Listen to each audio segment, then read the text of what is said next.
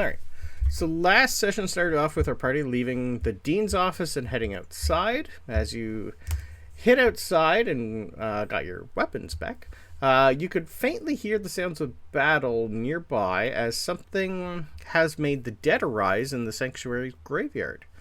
It sounded as if it was still far off, and the Dean didn't really seem to be too worried about it, so you just pretty much followed along behind her. During the walk towards the library, she told you a story. Pretty much close to 90 years ago, one night, she was alerted to something that broke into the library and was attempting to gain access to the hidden archive here at the sanctuary. So she woke up a friend that was visiting and quickly went to see what it was. They found some sort of mechanical construct trying to smash its way through a hidden wall, and once they were there and noticed, a fight began. It ended with the Dean telling her Dean's friend telling her to drop it all, and so she did. She caused the ceiling, the walls, and everything around her to crash down upon both of them, losing her friend that day as the construct exploded once it was crushed. She then looked at Talos and Ben and told them that he was the construct and Ben was that friend, and that her name was actually Freya.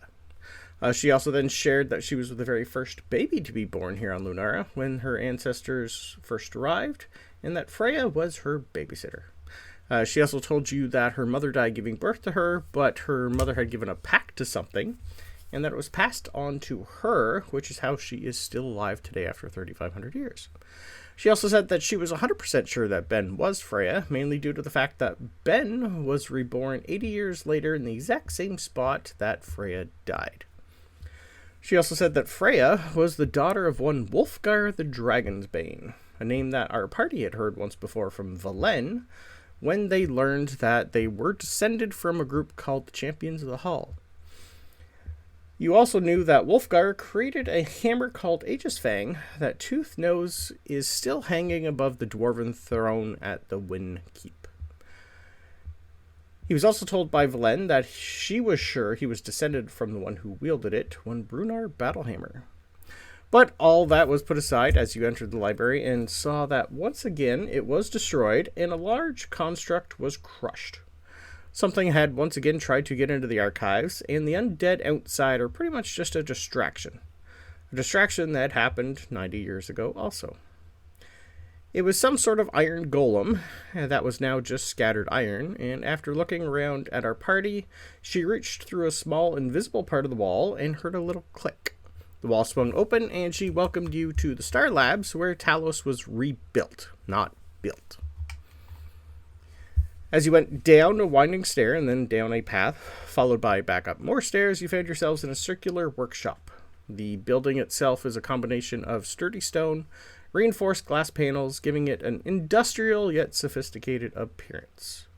A large, intricately crafted star-shaped emblem hung above the entrance, glowing faintly in the evenings with a bluish-white light. The ground floor was dominated by something she called the Creation Forge, a compact but intricate construct of bronze and iron gears, conduits, and runic engravings. You could also tell that it's humming a little, and pulsing with some sort of azure glow. I lost my place. You also noticed one of your old professors for Talos. You were introduced to Professor Krubrick. He looked over at a construct that he was talking to and told it to say hi to you guys. It did, and with a voice very similar to the professor's, went around greeting our party. Its designation was Hal, and it was built to help all Lunarans. It was also at this point that the Dean told you that something was coming and to prepare yourselves. She drew some sort of rune in the air, and our party felt something powerful power up throughout the sanctuary, right as 3 large steel creatures smashed through the windows. The Dean looked at the party and told you to go defend the library, as more were headed there. The last thing you saw was Hal's arm turning into a massive axe, and it started to chop its way through the constructs. At the library, you did indeed find another steel construct and went to town. The power you felt was the sanctuary's lair actions that powered on to protect all these students. And for once, lair action was on our party's side. Construct went down in under a minute, but outside something massive was getting closer, so our party ran to the door outside and heard it roaring. Most of them wished you didn't, as you saw some sort of gargantuan flesh colossus that was eating and vomiting on everything and everyone in its path. It also had a few zombies following behind it. But this was school grounds, so you ran in. It took a long time and a lot of fire before it finally went down, and its inner core was destroyed. Helga and Tooth were swallowed, but luckily to escape at the end. Helga went down for a second, but Ben was able to get close enough to bring her back up, right as Tooth emptied his stomach, which is where we ended and where we are picking back up. So after all this happens, you see Ben heal Helga, and the lovely Paladin is doing a healing circle on all of you. So as you feel your wounds knit together, what are your thoughts? I'll just come out of my hiding place now. I'm still not going to get that close because that thing's still gross. Mm-hmm. It is definitely smelling like whatever was powering it is just turning back to rotten flesh.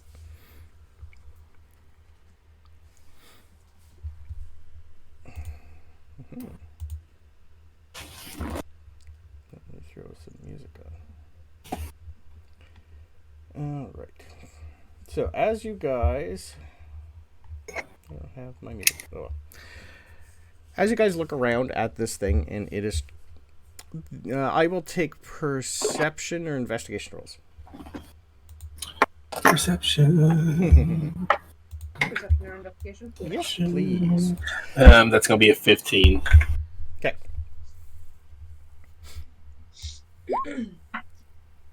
17, 15. Cool. 24. Okay. 16 plus 8.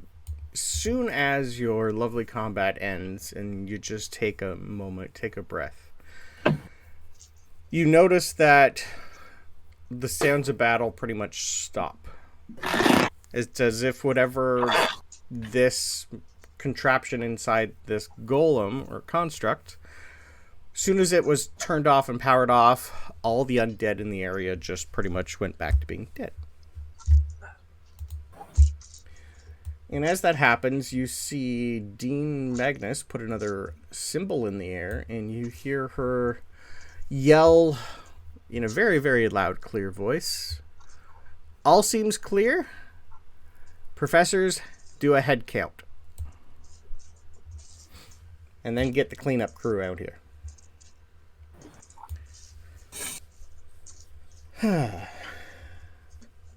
After the healing's done, you see the Paladin pretty much come up to you guys and go, well, that was fun. You guys did quite well. Gross, but fun. Yeah. Yeah. So, I'm going to look at the Dean. So, compensation? Valen told me about you, Francisco. Nice try, though. I will think on it. Anyway, I think we found our resonator. She's going to look at the Paladin. Can you please try to find out where this thing was kept hidden around here? The Paladin is pretty much just going to look and go, it teleported in. Someone brought it here. We don't know who. We don't know how. It just showed up. And we're not too sure how. But we've seen smaller versions of this contraption. This is a lot bigger one. We did find 2 more smaller ones. The Dean is pretty much just going to nod at him and go, well, let's hope it's the last one for today. Try to get your fellows here and collect the dead. And he's just going to nod and look at all you guys and go, nice job. I'll see you guys in a bit.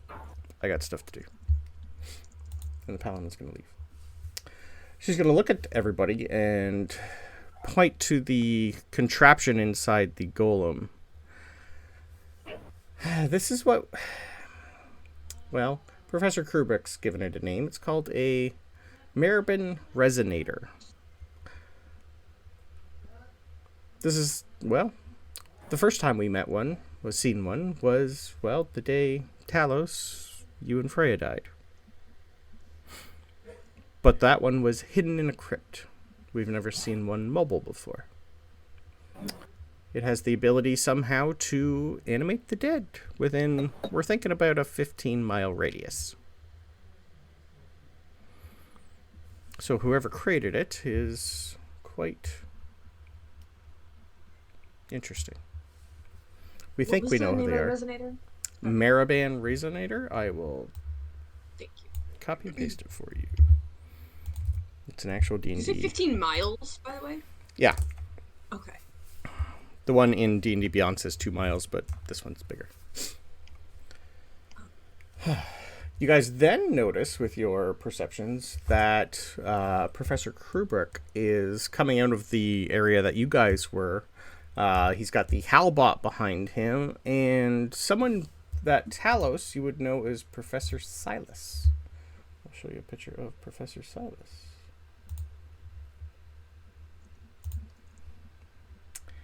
He looks dwarfish, a little bit of human or elfish, dark skin. He's got a very nice tailored outfit on. He's got a backpack on with a whole bunch of assortment of tools and stuff, and he's still sizzling a little like he's been electrocuted. Nerd. Since we've been at the school, do we know what he's a professor of? Give me a history roll. Talos knows that he is a artificer like Professor Kubrick. Nope. He's one of the ones that helped repair and rebuild Talos. Well, 11. Well, 3, but 11. Okay. Maybe in passing the last name Stone, Professor Stone, maybe? Maybe probably not the first name. He's just going to come and look at the dean, everybody, and Silas is just going to come up to Talos and go, "Wow, Baz was right. She did some pretty good work on you. How's it going? It's been a bit." It's been fine. Fine. You always take the entertaining words out of my mouth. Fine. I don't think this is fine, Talos. It's okay to, express how you feel. I know there's not a lot in there, but I've told you before. I know you like to keep things in, but it's okay for once in a while to just let loose.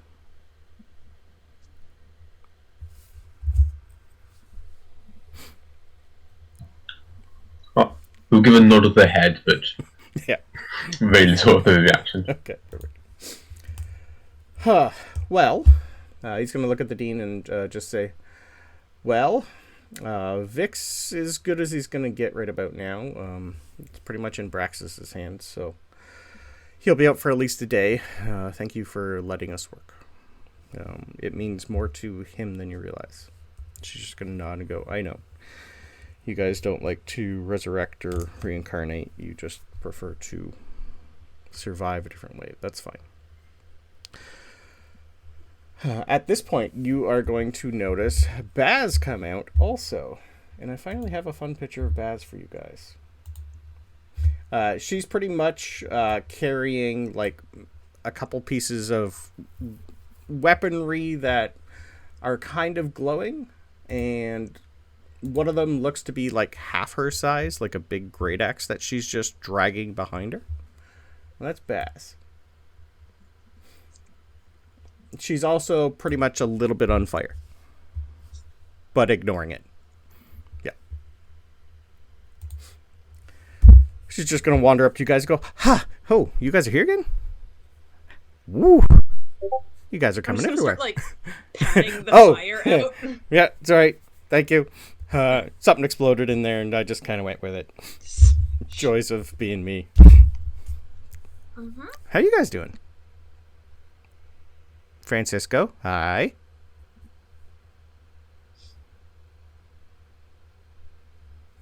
Are you Nice. See you again, I guess.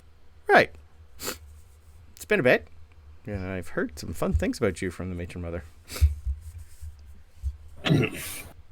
You want to find out for yourself? No. At this point in time, I just lean over to Francisco and go, isn't that your grandmother? yes. No, Baz. No. No, Baz Baz isn't my isn't. grandmother. No, but the matron mother. Yeah, but So what is she telling Baz that she would want to find out herself with you? Yep. That your grandma told her? I didn't think that far ahead. Nope, you did not. I did not think that far ahead. Yeah, that Which makes is it very in character.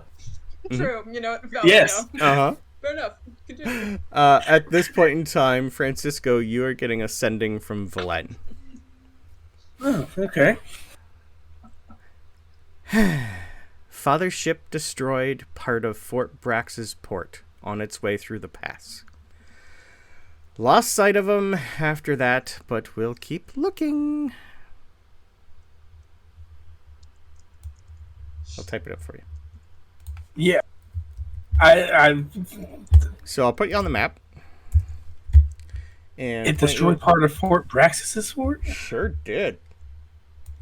That is the Navy, an Army base that Greybeard is from. Up at the very top left, she's telling you that his ship went through here and took out his port and part of the island in the process. Yeah. Okay.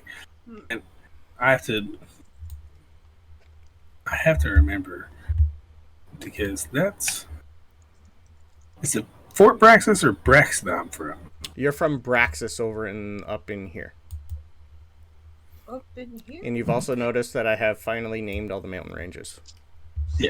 Okay. Yeah. You said Port Braxis. It's like, I said why was he Fort at Braxis? What the fuck? Fort Brax. Yeah, because okay, that makes more sense. So Because I you was just went like, why was north? he there? What? So she lost sight of him as soon as he came through here. Cool. Yeah. That's what that is. Message. Where are you guys? I mean, Francisco's response is going to be, yeah, kind of old news.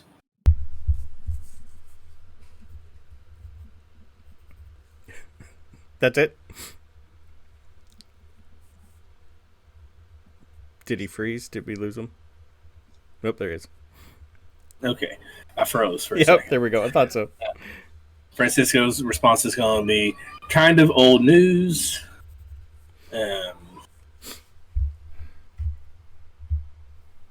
Glad Greybeard got hit. Let me know if you find out anything else. You're getting another one pretty much right away going, yeah, this has been fun. His ship is interesting. It can shapeshift into anything. Might have headed east.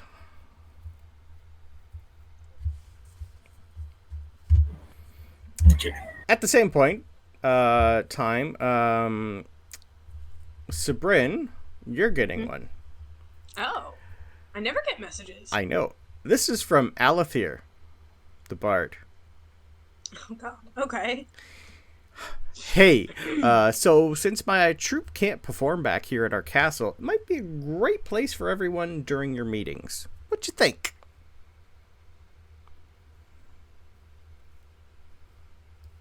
I look at the sword real quick to see if it was the sword. No. Oh, okay. You're getting a ugh because it's still covered in yeah. Well, no, I didn't.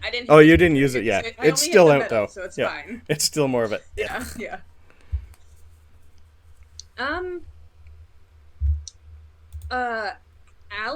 just messaged me. I think. I don't think I've ever been messaged before. He says that his troop can't perform back home in their castle, so we can use it for our meetings if we want. I know what AJ's response is. I'm gonna roll to see if Francisco's smart enough to think of that. I'm gonna say he's not. So, yeah, sure. Okay. I just think like I know I can reply, but I'm not sure how much time I have after. So I just like think okay really loudly. Okay. Okay, thanks. Okay, Do we know where that is? I'll put you back on the map. Yeah, you do. It's where you came out. Is that one when we came out of the Underdark? Yeah, that's. Yeah. Okay. Like, I think you just get to the Right whole in Lake Mead. your half conversation. My side of that conversation for sure. Yeah. Yeah. Like this castle is technically like It's 25 in the words and middle stuff and here. stuff. There's like a castle in the middle of the lake, but now it's been drained, so you can actually access it quite easy. And it is completely useless for him now because everyone's gone home. So he's just pretty much saying, hey, you know, it's just empty. Might as well use it. It'll be close to the dome. Yeah. If you guys are so inclined. And lastly, Francisco, you're getting another one. From Porthos. Okay. When will I see some information about what's going on inside the dome? I don't pay for nothing. And then you can tell he shifts completely. Something's fishy north. So I'll be dark.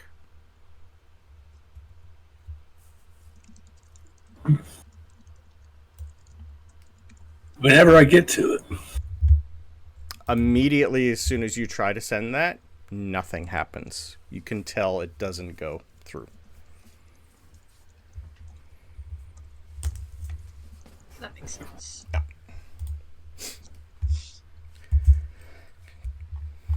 While you're getting that, Talos, you are pretty much having Professor Kubrick, Professor Stone, and Baz come right over and start prodding you. And just like, are you okay? Everything working? Silas is pretty much looking at your new outer coating, looking at Baz and going, Baz, this is... You rushed it. I can tell you rushed this. You always rush things, Baz. Come on. Like I've told you before, take your time, think it through. Look at it. He's like pretty much like poking in a few places. It's like, Talos, did Baz even tell you what else could happen with that coating? I'm giving Baz a look. She's just going, I was given very minimal information. They were kicking me out of my place. They were sending us everywhere. I didn't really have a choice. And, well, I had the stuff. I had it prepped. He was there. I just kind of, it worked. Professor Kubrick's just going to point and go, watch. And he's going to try and cast Cure Wounds on you. See? Obsidian will not let him heal Baz. We've said this before. I think I can get a workaround, though. I mean, we found a workaround. If we mend him, it fixes him still. It takes too long, dear. And I know you guys are busy, I think is the word that the dean told us. True. I think I can work around it, but I need to put you in the shop. If it's not much trouble for you, it's no trouble to me. Oh, good. Well, may as well start now. You can see all three of them are like, ooh, we get to open Talos back up? It's like, yeah. The professor... I'm definitely in pieces before we even reach the lab. You'll also notice the Halbot is pretty much just walking around the construct here and like poking and prodding it and just pretty much looking at everybody and going, what's this? What's this? Can I help? What's this? Like, still has his axe out and almost, like, in the middle, still in combat mode. Yeah, you're co-eds. I like that. That's... How about... Hi! Hi. Oh, okay. I actually have a picture. I don't think I showed you of the Halbot. No, I did. I'll put it up again. Halbot! He's quite big. Yeah. Yeah. He's at least 12 feet tall. Hi. And I'm just missing wondering... a few things. He's been hurt a little. Yeah. Oh, okay. Yeah. Do you think that if it's not going to hurt you or anything, you could maybe like root around in there and see if there's anything else left in there? Sure. Smash. Okay, you you know what? That is close enough. Thank you. Yeah, the Dean's pretty much just going, Hal, just take out the resonator, please. Hand goes back into a hand. Arm goes back into a hand. Reefs it out. Like almost covering Tooth and Helga in whatever is still left of that place. Here you go. What's this? I don't know. Can I look at it? I don't know what it is. So the resonator itself, it's like a obelisk shape. Around the whole sides are runes. I will take Arcana rolls, please.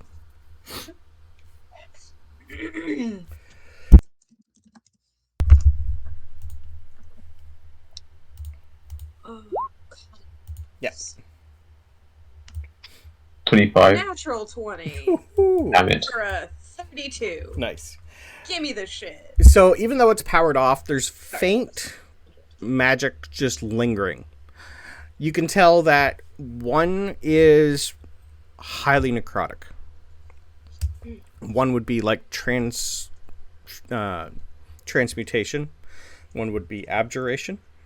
It's pretty much the necromancy is connected to all of them. It is the central rune that you can see. It is the last one to finally go. And it is pretty much just still faintly trying to connect, but because the whole structure is destroyed pretty much, that it's got nowhere for that power source to go anymore. So it looks like it's been constructed to constantly cast Animate the Dead in a mass area over and over and over. In the center, a little bit loosely, is a crystal about this big that's pretty much was in the center, like it was being held up almost as if it was the power source. But it is pretty much just inert now. Does it seem like just a regular crystal, or is it a specific kind of stone? I will take an investigation roll. Goddamn, do I have that? You do, right? Can I have an item that gives it to me? You should, I do, yeah. If not, Ben can give you investigation? Guidance. Yeah. Does Ben have guidance? So yeah, Ben has guidance. It's almost good. Anyone who's looking can give me an investigation, or if you want to. Yeah, okay. Dirty 20. Dirty 20. As you look at it, 17's enough. It's a type of crystal that is extremely rare, and usually if they find it, it usually goes to high mages who can use it to power something like these creations or even Talos. It holds a tremendous amount of energy, and they're usually locked up somewhere safe. They're called an aether crystal. Okay. Yeah. They are extremely rare. The biggest people find is maybe the size of your head. Most are about the size of like a finger. These are natural. They're not man-made, though. Natural. They're found. Okay. Yeah. And in looking at this whole contraption, yep. Right now that it's out of the body, can I just look for any sort of I feel like I don't know. I feel like Sabryn is thinking about it like checking if like its mom put its name in its underwear or something. Oh, Like you're looking signature of any okay. kind, by who made it or anything. Okay. It's like a lot of people will sign their work. Yes. This is a big thing to have in something, and apparently this is the first one that's been this mobile. So this big, this mobile. Yes. Yeah. Most have been like she said before. Even the steel predators that came in, that she's never seen anything that intricate before. Talos was the first, and most things are kind of like the Halbot shoddy work. I will take history rolls from you. Even if it's not signed with their signature. Mm-hmm. So there's a good chance that this crystal was just stolen from somewhere. Yeah. So there's a good chance it'll have where it was stolen from. Yeah. Plaque on it. 17.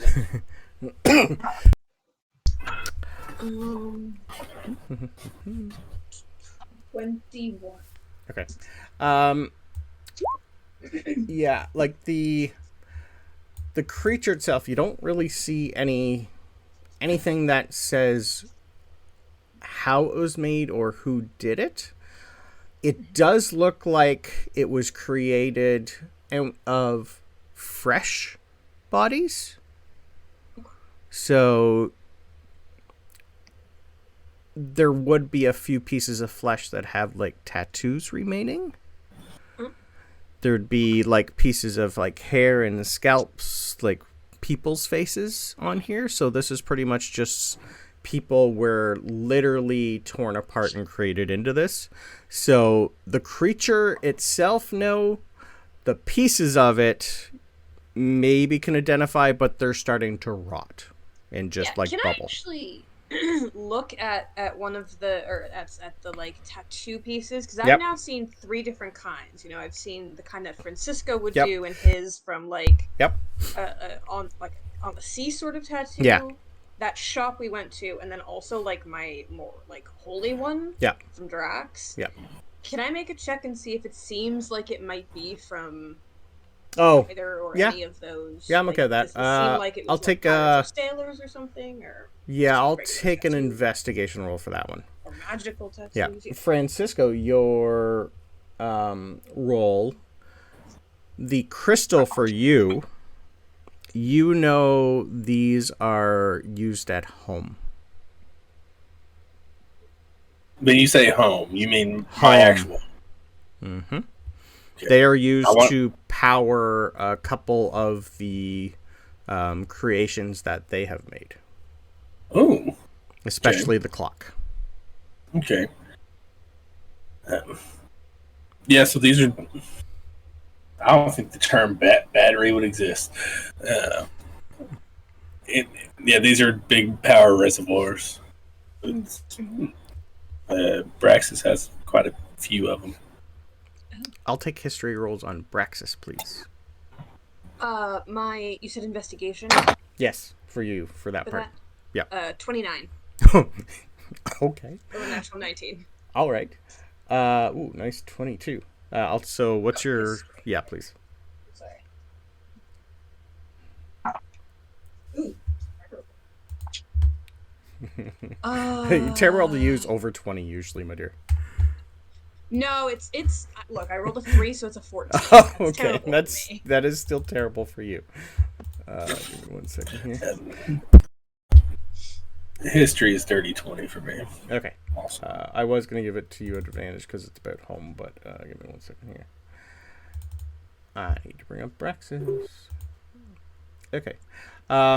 So, Braxis, with all your history rolls, we'll do them first. You guys would know Francisco's the only one who's been there. I don't think any of you have been there ever before. You've probably read about it or heard about it. Braxis is pretty much in a steampunk era phase. So that is more... This school deals more wizards, but yes, it has some sort of artificers, but that's new here. Talos is still considered quite advanced because he can do magic, but simple constructs you would find everywhere in Braxis. It is a home to many inventors and scientists. It has grown to be a marvel of new technology and ideas. Magic's still in use, but only to help with the growth of the city. Most people there live a simple life, mainly due to the safety of the Navy and the Army. It's mostly a commercial fishing city, but they also have a very, very big, deep mining industry where a lot of ore comes out of. The mines in those mountains roll deep.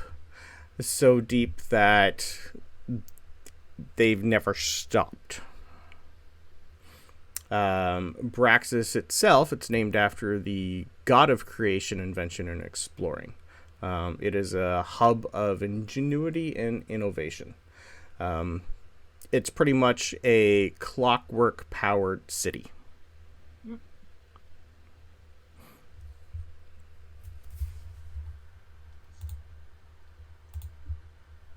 That's what your 29 got you.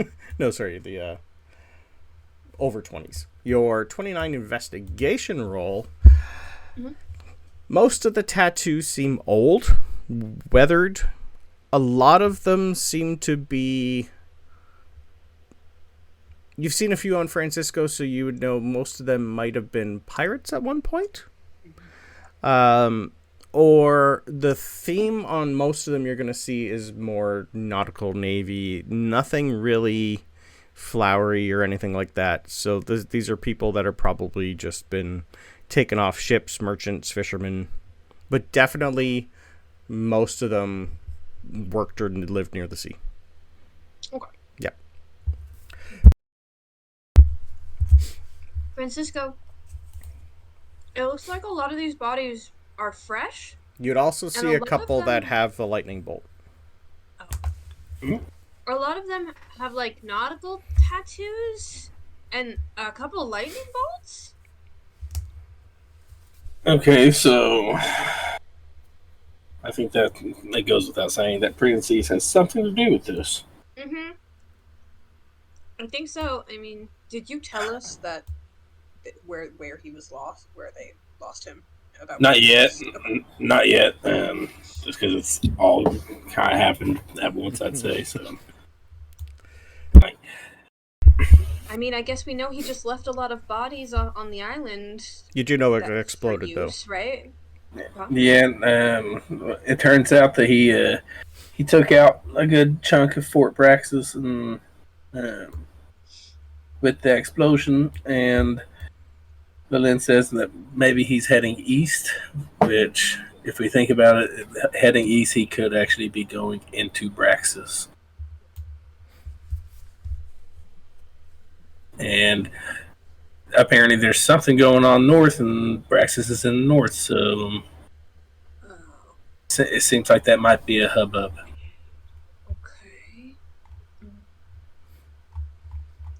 After you guys are talking, you just have the dean just standing there going, just a lot of facial expressions. And it's like, okay, right. Everyone, the other three are still poking Talos, but she's just pretty much looking at Helga and Tooth going, really? This is all happening? And they're just going, yeah, this is us. Also, Dean, two things. One, can we get a bathhouse directions for those two? Absolutely. I think they'll enjoy having the bath together. And yeah, Helga's just gonna go, I'm up for it.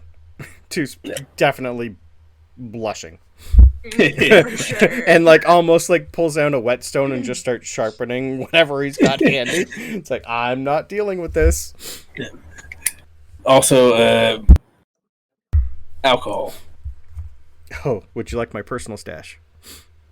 No, any bar will be fine. My personal Where's stash. It? That's the only bar around here? No, there's lots. It's a school. You nerds. Come on. I gotta make my money back somehow. Most of the tuition here is free. Alcohol is not free. Right. I saw some obsidian in the workroom. If no one's using it, I would love that. Speaking of workroom, let's congregate there. I got a few more things to tell you guys. And she's pretty much just gonna like immediately just you're gonna see her like just 1 sec.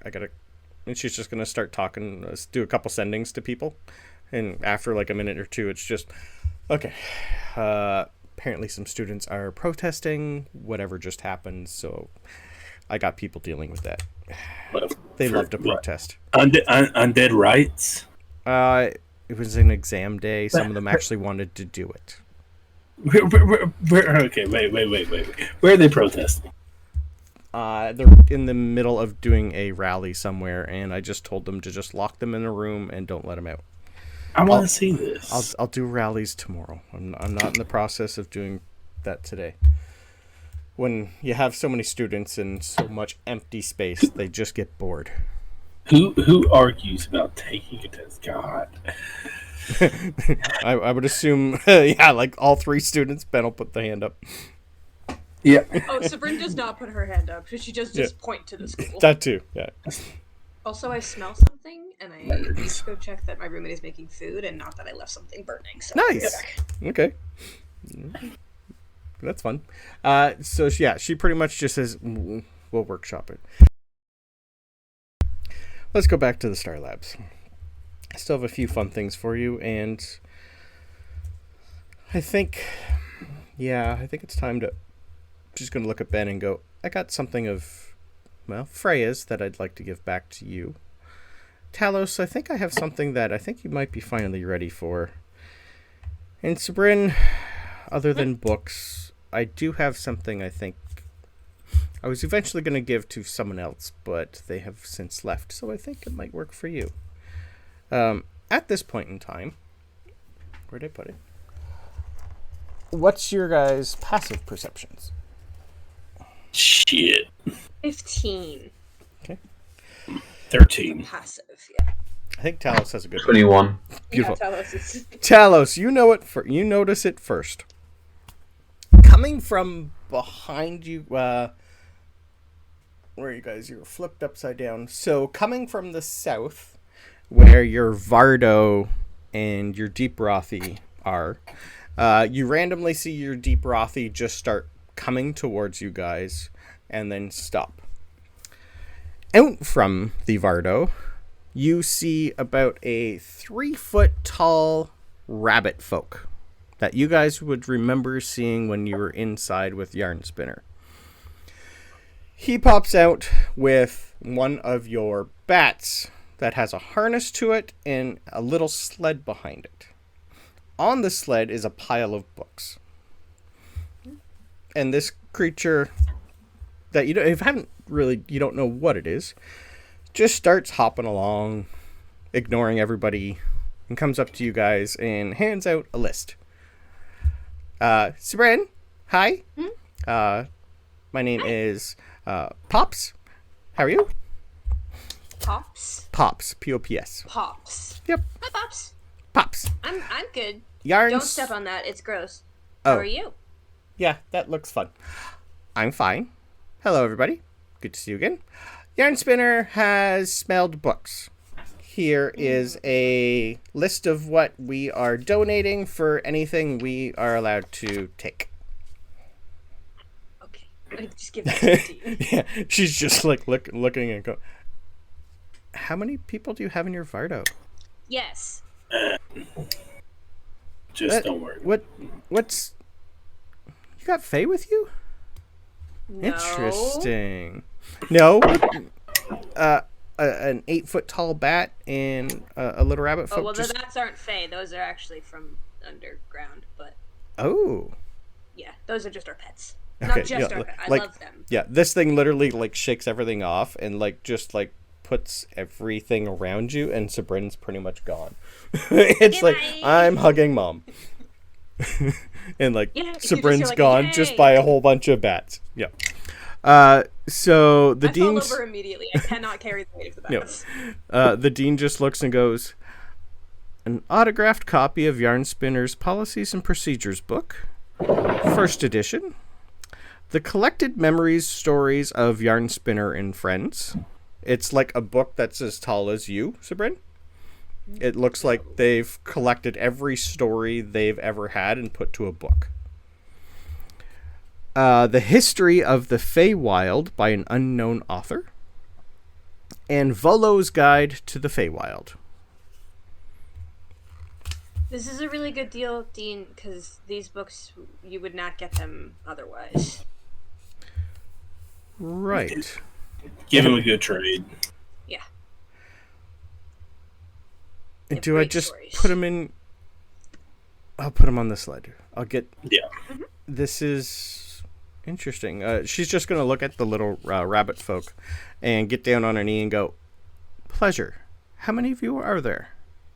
I just happen to have an entire building over there that is empty, and I love to teach." Okay, no, we're not doing that. What? It's not happening. No. Why not? Yeah, I'm sure they'll come. She's just going to say, No. if... We'll figure it out. No. We'll workshop it. Are there woods nearby? Here a little. Yes and no. If you would like to meet the person, we will set up a meeting with you. But we are not having a bunch of people. You're not going to get much option. So you can either meet them, and we can do this in the next couple days or whatever. I don't know. I don't think there's lots of. I can wait. I got time. It's just I lost 100,000 students, so I have space. So we will let you know where he's at when he's ready to receive company. They asked for woods and stuff. They have a specific... Oh, sorry. We're going to go up a little farther. I didn't mean just them. I meant she's going to point towards the dome in the distance. Any of them. If any of them want to come here and learn, I'd be happy to take them.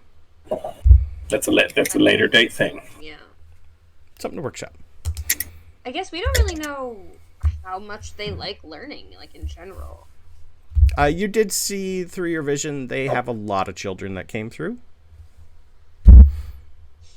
Yeah. Yeah, but I said like learning. Oh, yeah, there's I know there is a difference between... Yeah. Before we start an exchange student program, maybe we should get the treaty set up first. Yeah. Yeah, Valen told me something a little bit about that, but I haven't actually got all of it. Anyway, she's just going to pat the little Hairgon on the head and go, "I will have somebody send you out our curriculum plus any extras that we have." And she's just going to thank you, and she's just going to wave a hand, and all the books are going to just start floating with you guys, and we're going to the library anyway. Whew. Okay. You guys brought some interesting creatures. Anyway, while we walk and talk, she's going to say, she's just going to open up her robe and go, "I may as well give you guys this anyway." She's going to hand you a letter while you guys walk. Talos, you're pretty much being told what's going to happen. They pretty much are looking at Baz and going, as you walk and everything, you're going to have them say, "Talos, it's a great coating. I know it's probably done quite a lot for your magical ability and made you a little hard to hit. I have a feeling you're pretty much good for getting cold and hot. Extreme cold could be detrimental, so try not to fall into anything frozen. Prolonged exposure to cold will shatter your coating." Understood. Yeah, Baz is just going to go, "That's what I forgot." Right. Sorry. Anyway, yeah, we'll get you fixed up. For something, anyway. So as you guys are walking, you are being given a letter written by Valen to Dean Helen. So, all it says is, "I ran into Ben, Sabryn, and Talos a while back, and, well, they should be coming back your way at some point. Something about them has me remembering the old days when things around here were interesting. Something or someone has pushed them into the fray like we once were. They seem capable, but I don't think they should do this alone. I have asked them to get our old gang back together, well, the few that are left and still sane, as I think it's time for us to put down our own goals aside and forgive each other for our past mistakes. You have always been the only one I considered a friend, and the only one that truly gets why and what I did. With them will be a dwarf and a half-drow. I know you were really never part of those that first came through, but somehow these 5 are descended from the champions of the hall. I know the daughter of one died there, and something about Ben to me supports that they were indeed that person. Do what you can for them and give back what once was theirs. I'm currently at their home, which oddly once was Kelbin's. So she wrote this when you guys first met Kelbin and went to right before you met Grimgrin on your way to the mayor's house. So as soon as you guys left, she sent a message to Helen. So this has been 2 weeks ago-ish, maybe 3. I'm staring at this memory portrait now, and it seems he put most of his memories into it, as well as control of his wizard's tower. He also put the fucking staff as its power source. They're currently heading to talk to one of the Navy admirals at the mayor's place, but at some point they will come. Best of luck, and give my best to Will. Tell him his eternal grandmother says hi. V.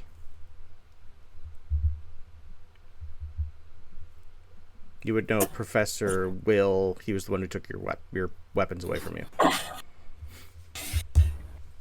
Professor Zimmerman. He's the necromancy wizard. Professor. Oh, right. And I will hand her... really just like the list of signatures we've gotten so from far. People, which I've just realized, I guess, is just a blank sheet of paper. No, it pretty much has the almost like a verbal contract on there of who's ever signing this is agreeing to a meeting between the Fae and the Lunarns. The one from Valen. Oh, from Valen? Yeah. That one itself is still it'll still have a because she gave you one that has where people she thinks they are. Yeah. But it's pretty much a introduction from Valen, pretty much saying the same thing. We need to put aside our goals, forgive each other, our past mistakes, and all that. Please help these people. Whatever's happening, we need to be banded together for this. I don't care if I'm in charge or a part of it. You guys need to help these people, and I would... Stuff like that. Yeah, so I'll give her the paper and a pen. Huh. She pretty much just grabs it and goes, oh. Really? Mm-hmm. She's looking at a couple of the names and going, ugh. Yeah, we've got pretty much everyone on it already. I see that. Yeah, she's going, ugh, really? Ugh, I hate that person. Volo, she's going to look at the note and go, we don't have him yet. But she's also looking at the note and going, well, we have one of his guides to the Feywild. Okay. We heard he was in... I have not kept track of him. Teaching at another school, so I guess we'll make our way there at some point. But that's the last that I guess Willin had heard from him, or heard of him. Yeah, that academy there is now underwater, I am told. Ah. That's where you guys were. That's what Alec did when you guys were down there. The one who gave you all the books while you were talking to the matron mother. That was Volo? That was Volo. He's the dean of that place. I didn't realize. In Axiom Zabaran? Yeah. When you guys went in He was with the Drow? Yeah. Oh. You guys just never went in there or met him? No. No. Okay. Yeah. In any sense, if we knew that he was with the Drow, because it's Axiom Zabaran, we know where all the Drow are, so... Yeah. That was before you were given the list. You hadn't met Valen yet. Yeah, we weren't looking for him yet. So he has now been relocated. But he's the one who gave you all your books. Do you have any idea where Dr. Fate is? Valen didn't have any idea. No one knows where that creature is. Oh, okay. He's an interesting one who, well, I hope we find him. He is a interesting sort. He's called a Celestial. He's not from around here. He just showed up one day and offered to help. He has the, power to see. He's a precog. He can see quite a distance in time and has the ability to change fate for people every now and then. I guess that's He's been around. Yes, he's always in like formal armor, helmet. We've never seen his face. Interesting sort. We just assumed he got bored and left. But if he's on his list and Velen thinks he's still alive, that's a bad news. Oh. Because he should be around if he's here. He liked people. Oh, I see. It's bad news that he's not around. Correct. Probably would. Technically, he could be on one of the other continents still, right? No, he was still... He's got the ability to come and go as he pleases. So either he's been killed or captured. Hard to capture. I mean, if he arrived here just randomly, isn't it possible he just simply left and went back home? I don't think he had a home. Or the next place. Maybe. I don't know. Maybe he's on one of the other planets. He was a rolling stone. Maybe wherever he hangs his hat is his home. I'm going to take disadvantage on that. I was going to say, everyone roll 2d4 psychic damage. Interesting. I don't even understand that reference, but I know you're making a reference. It's Temptations. Yeah. While you're doing that and talking Talos, all three of them, and at some point the Dean, while you guys... it's pretty much just a... this is going to be fun. But she's actually going to put on the one for to be part of the Dome folk a stipulation that she gets to either build a school inside the Dome or them come here to teach as being part of it.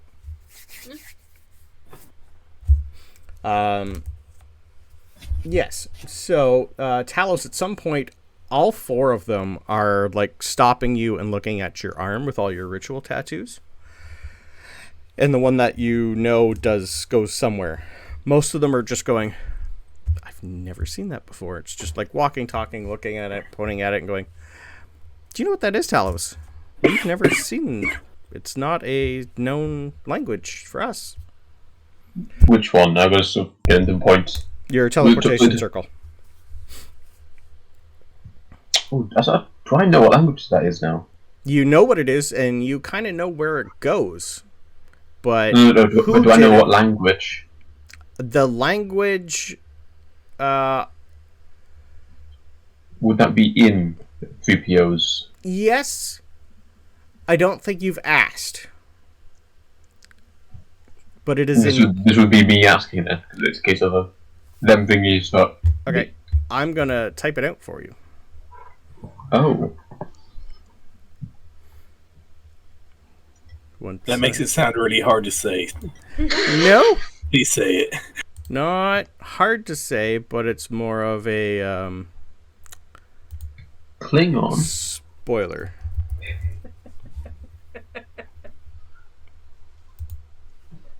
A spoiler. Whether or not you know what that race is.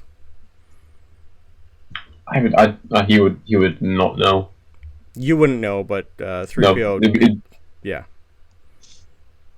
Yeah. Funny title to a language. Mm-hmm. Not really sure what it is. It happened in the... I can't remember the place's name. You got that in Muna. But it didn't activate. Yes. It activated there, but you didn't know what it was until you died and Sabryn healed you back. And I said I got it there. Yes. When you got Spock, it showed up. Or 3PO, I can't remember which one. One of them. I got it from the book, I think. Like I found the book and it just sort of disintegrated. Yeah. So, I can't tell you, because of the book I found this in is gone now. They weren't too happy in Luna. Ah. Well, we're just thinking it might be connected to whoever built you, maybe. We have a name. Maybe. We think we know who built you, but we're not too sure. At this point, that you guys are in the lovely labs. I'll put you guys back over to the other map here. I have a good guess as to where it goes. Oh, well, that's a good start. We've never seen the language before. We have looked far and wide long time ago for other different languages, but we don't recognize that. And even the dean's like going, I don't know what that is, and I should. Like, Eyes of the Runekeeper for Warlocks, it's like, I should know what this is, and it's not coming up for me. So as you guys come in here, he's going to put you on the table, and you'd be able to tell that this place got demolished quite a lot. It's going to need quite a big repair. The forge is pretty much destroyed. Whatever these creatures came in to do, it looked like they were sent to destroy the place and not the people. It went for machines, it went for everything on the shelves. The only thing that's left is part of the workbench that they're putting on. Oh no, the Obsidian!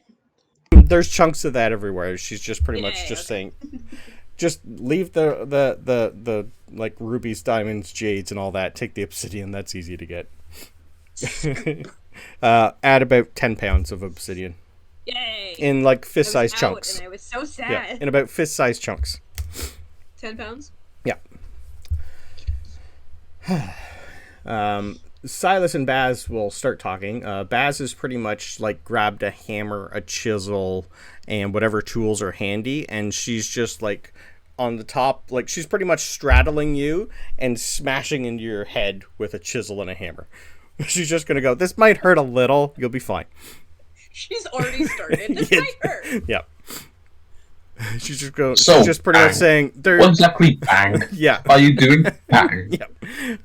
Professor Kubrick's just going, we built a extra failsafe in their Talos. She's just trying to access it. I think it'll work. So it's after a couple, it's just more, she brings in a tool, and then you guys start to see like sparks start to come out as she tries to cut you open. At some point, too, you're going to hear just Kubrick go, Talos, just repair mode, please. And just as soon as his voice speaks, you go completely still. You can still hear everything, but your chest opens, your arms open, and you are now in repair mode. Something you've never seen before, but for him, it's voice activated. Whatever he did inside of you, he can turn you off. You guys always go for the fun stuff. Always. And bards. What do you want I know from us? this is true. It's just you. It doesn't matter being a bard. You could be anything, and you would still act this way. Just be happy that I was on mute. Be kind. It is.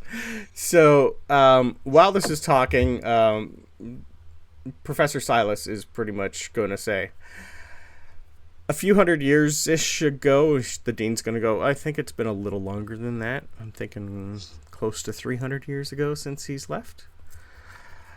Anyway, one of our old professors, who was quite good at the time, and oddly enough, Silas is going to say, we named our son after him. And he was a great friend here. He was one of the first ones to build this place and start teaching artificers here instead of, we think he was from, we're not too sure, maybe Braxis. I think his parents might have grown up up there. I think they were professors at the, what did I call it?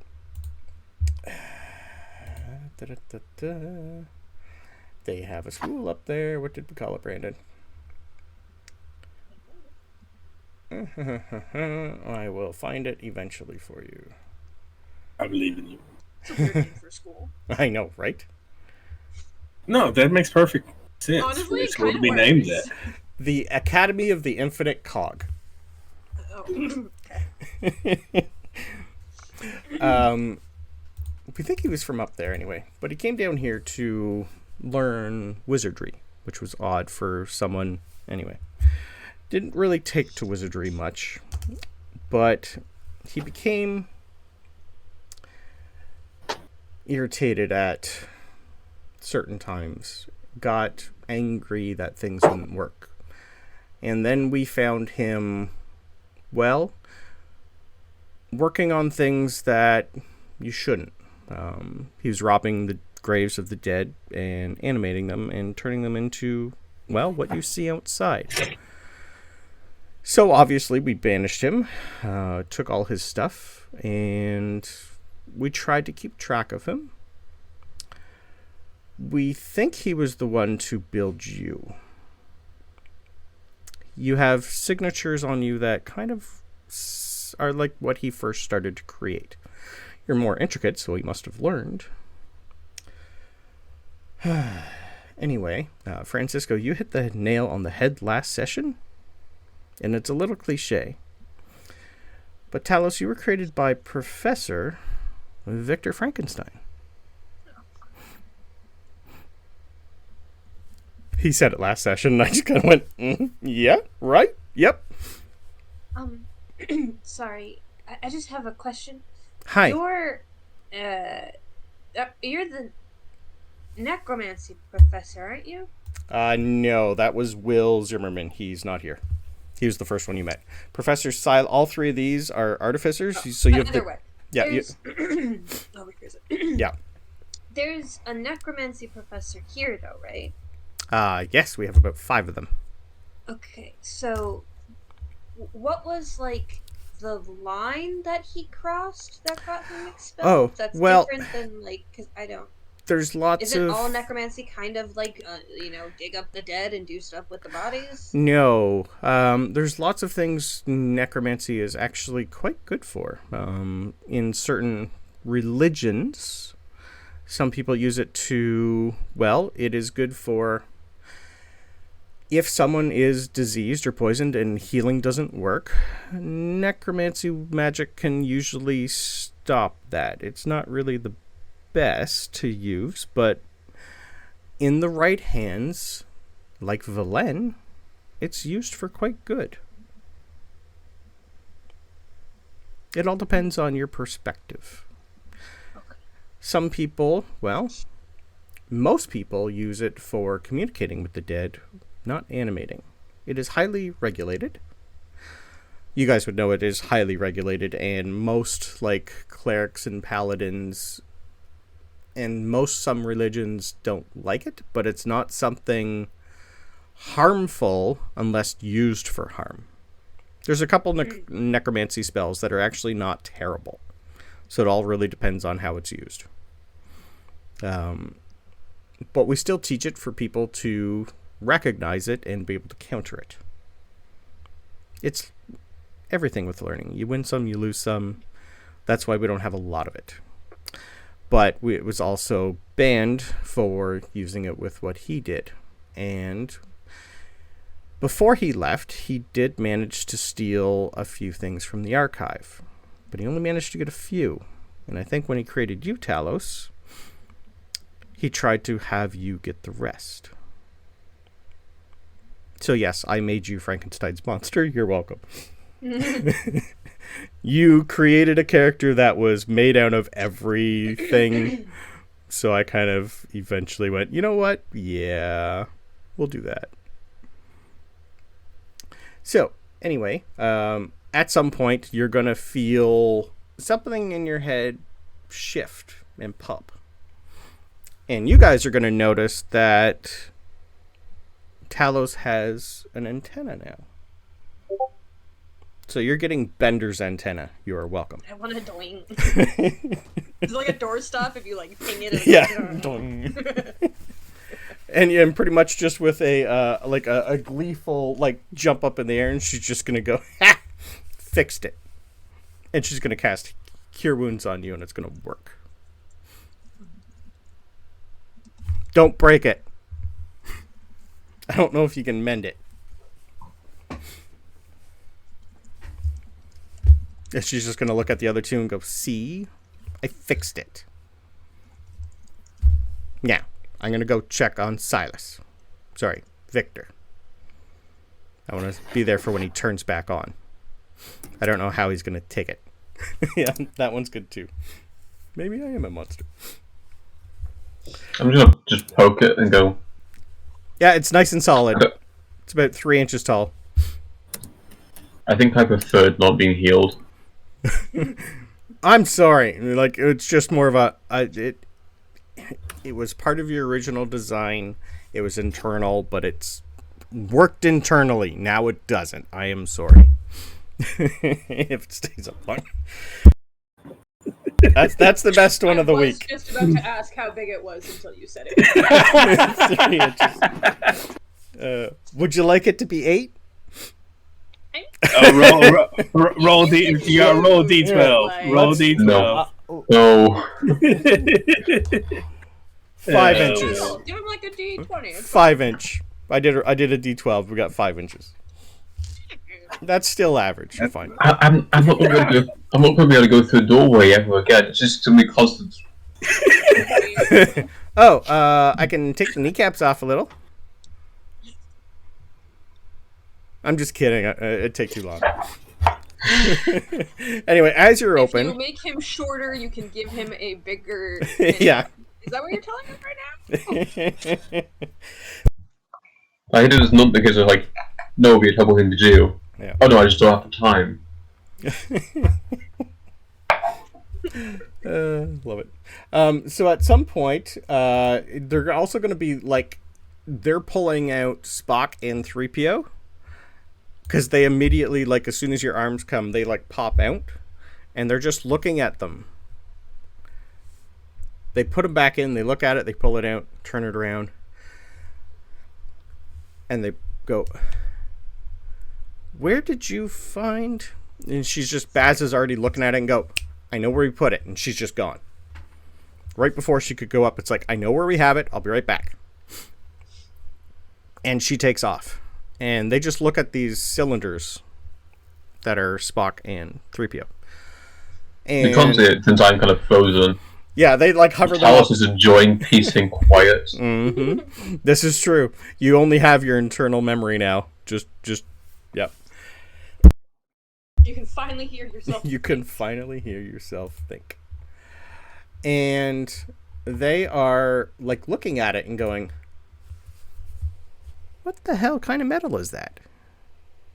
We've seen this before. We just don't know what alloy it is. We don't have anything here that can make this. But your original body was made of this. Or had parts of it. We still have the part of you when you exploded. And then eventually Baz comes back with about an 8x8 piece of it. And it is the exact type of metal that is the cylinders are made of. Same with your internal core. Hey, Francisco, do you recognize the metal? Maybe it's something from Braxis, since they're more metal-based? I'll take history rolls, please.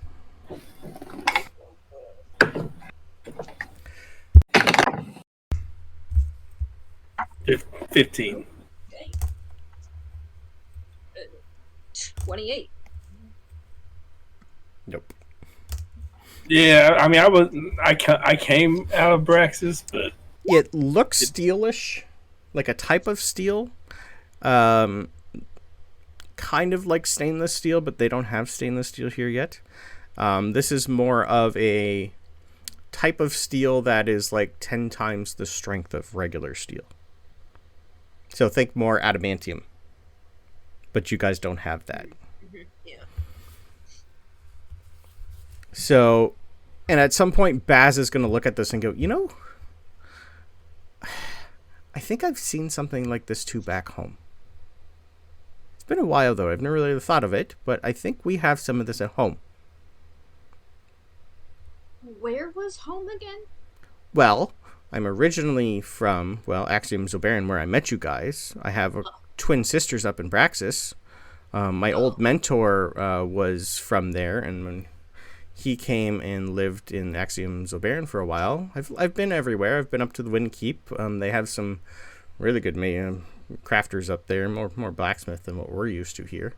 But I've been kind of most places, but I'm pretty sure I've seen something like that before. But it's underwater now, so I don't know. I saved a lot of things. Maybe I still have it. I haven't actually unpacked. I was asked to come here. Hey, by the way, a side question, because you were in there. Do you know someone named Volo? Yes, Dean Volo. Sam. Oh, Dean. Get him.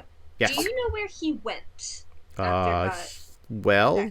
Is he still with the Drow? Yeah. Do you think? Yeah. Should be. Sure. I haven't seen him in a while, but he's a recluse. He doesn't really teach much anymore. He's an odd one. Yeah, he prefers by himself. Like, he does private sessions. Okay. Yeah, he's just That's all. Thanks. tall, interesting. He's got a long family history. It's a weird one. Wait, hold on. You start the description with tall? How tall is he? Oh, I think he's like 7'2". Wow. He's a big boy. Yeah. And for anyone really my size, anyone's tall. Is he cute? He's a full drow. Alright, I'm gonna ask this about Fatal. Yep. The notes from Valence said he was human. Used to be Is he human. pretending to be a drow? Used to be human. Used to be human? Yeah. Okay. Originally was human. Yep. Making sure I didn't have it written down. I have a picture that you just haven't seen it yet. No problem. Oh, okay. Yeah. We're pretty short. He's fun. Just, he's the type that it's hard to get him to shut up. So most people don't really want to. If you're there for the day. No, he knows a lot about everything. He used to travel, and then he finally settled down and started teaching everything he knows. So he's fun. I never had him, but didn't need him. Okay, thanks. Welcome. She's also you're going to see the dean at some point, just like send a message to someone. She's just going to go, I got Will going to get you guys some things for helping out here. So what's next for you guys? Talos, you are pretty much back together and you can move again.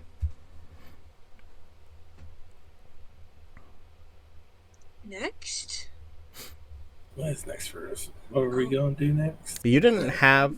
It was... You We could didn't go have a set anywhere. plan, You did did we? not have a set plan. No, we were called here, right? You were asked to come here, yes. Yeah. Yep. Well, I guess we have a couple options.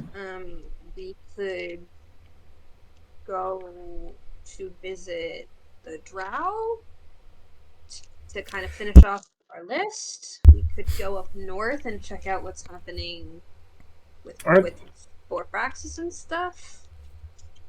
We haven't been to the Dome in a while. We could always go back there. Yeah, I'm getting pestered about the dome, actually. Yeah. Something about that I need to do my job better or something bullshit. Tooth would definitely say we could probably just fill in our list before we go back. Yeah, that's probably a good idea. We're in an area where we could, I don't know if we should go back there until we get the list done. I agree. It's up to you I guys. can agree with that. Yeah, Helga's pretty much just I go where Sabryn goes. Yeah. Mm-hmm. So, I mean, I don't really want to go there. I kind of want to go there, but we might want to take a stop up where Tooth is from and see if they'll sign the papers, because They're their own separate they're pretty... kingdom. Huh? They're like their own separate kingdom or whatever. Yeah. As long as you guys drop me somewhere along the way. Who's saying that? That'd be Tooth. No, it'd be Tooth. I don't think he wants to go home. I won't say for sure, because he's been exiled. So, to be fair, I don't think they'd actually sign it, so I'm not even sure it's worth stopping. It's also been a while for him. He's older and looks a little different, so... Well, how about this? Why don't... was there something in the Customs and Courtesy book, Talos or Sabryn, about power of attorney? Or signing in lieu? Give me history rolls. I don't know what you're asking me. Essentially, what the goal is, Francisco wants to know is, can we just send a sending to the matron mother and me sign for her? If that's allowed by their custom and courtesies. 21. The 28 from Talos. 28. And the 21. Definitely, you guys agreed to do this already. A verbal word, written word, you said you would do it. You need to do it. So it's not something you would not be able to. You writing her name down would not be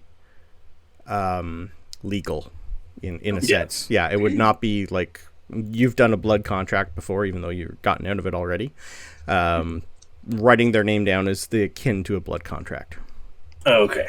Yeah, this is like a magically enchanted paper that if they're putting their name on it, this is legal binding. If they get out of it, their probably lives are forfeit.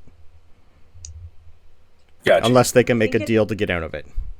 I think it has to be them that does it, and also we haven't actually stopped and gotten Helga and her husband's signatures yet either. We talked to her about it, but yeah, you know we haven't talked to him. Nope. But we were invited. So what? Stop at Helga and them on the way to. I'm not entirely sure where the Drow are at. Can we see the map? Yeah. Brandon? I don't remember where Helga is. That's fine. Talos, I think, has also told you guys where. Have you told them where you were told your teleportation circle goes to? Okay. I would have.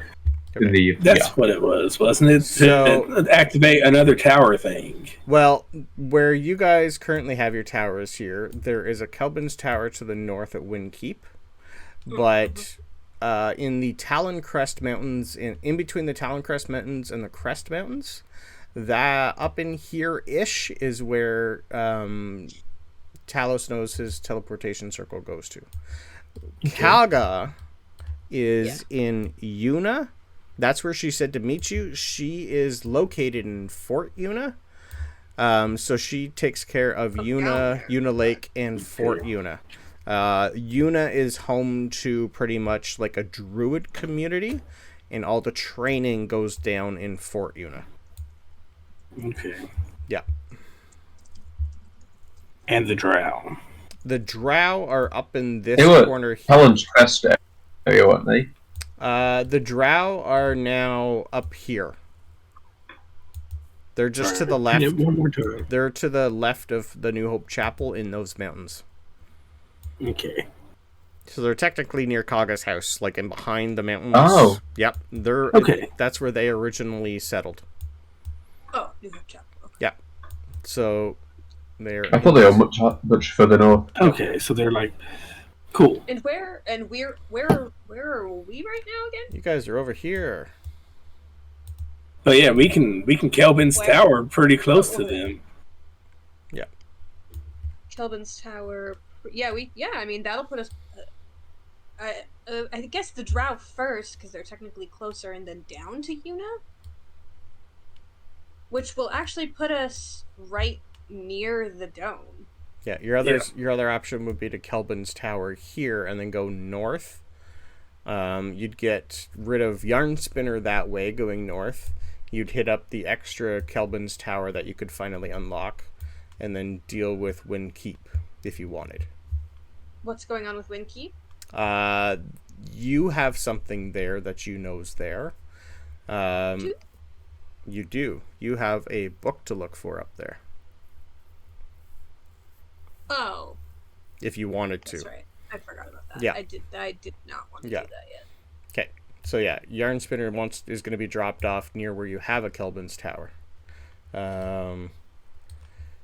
So yeah, Volo would be in this general area. Dr. Fate, you have no idea, and Kaga and Kaga's husband are down in Fort Una that you know of. I think we hit up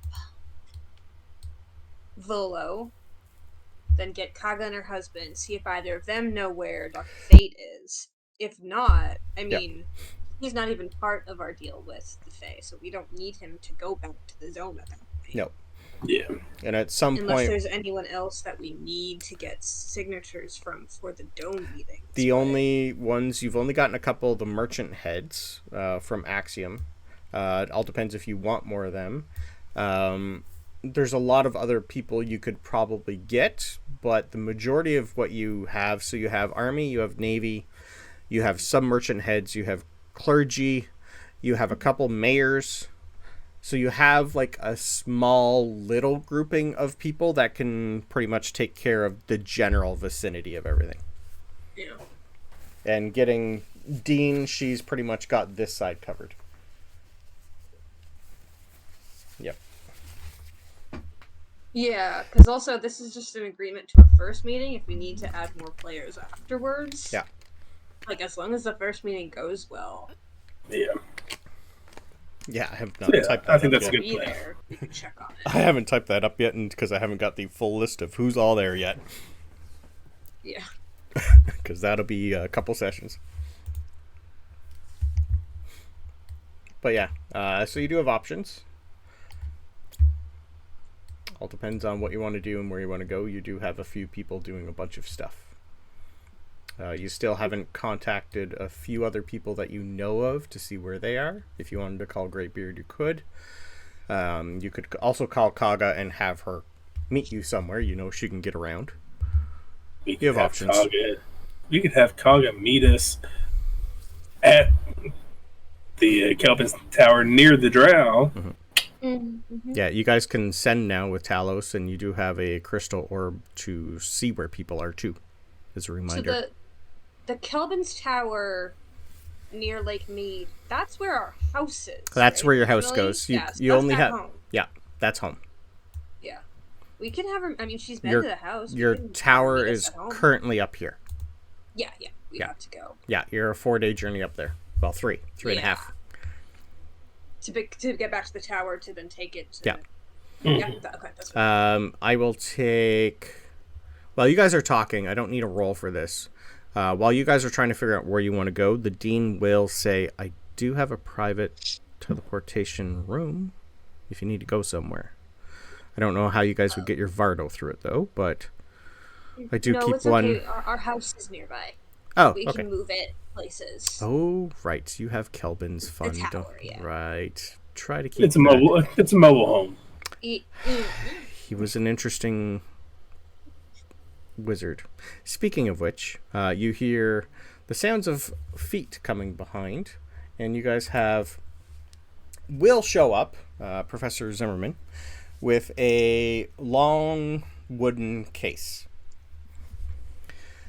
I got what you needed, Dean.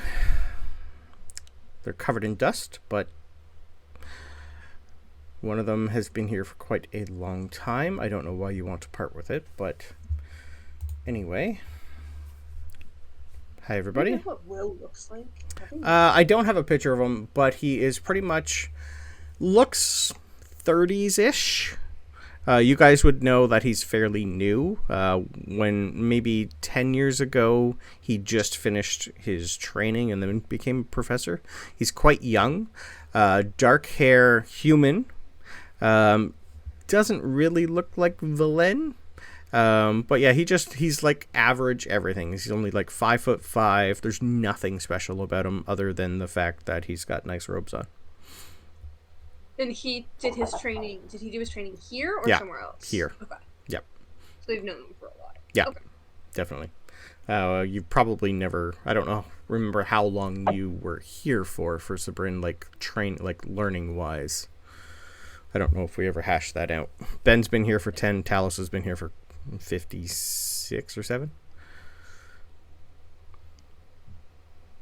That I know of. That you know of. It's been 80-ish, almost 90. I will also take straight wisdom rolls. History or... we'll do history or a straight intelligence roll for all three of you. History or straight intelligence. Or... Not good for Francisco Day. 26. Beautiful. Oh, man.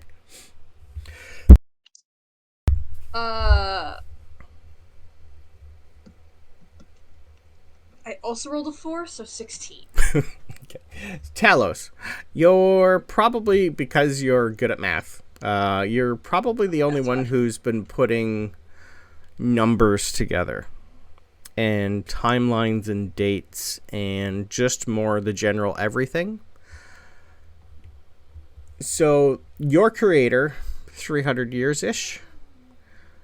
Francisco's father leaving, 250, 300 years-ish.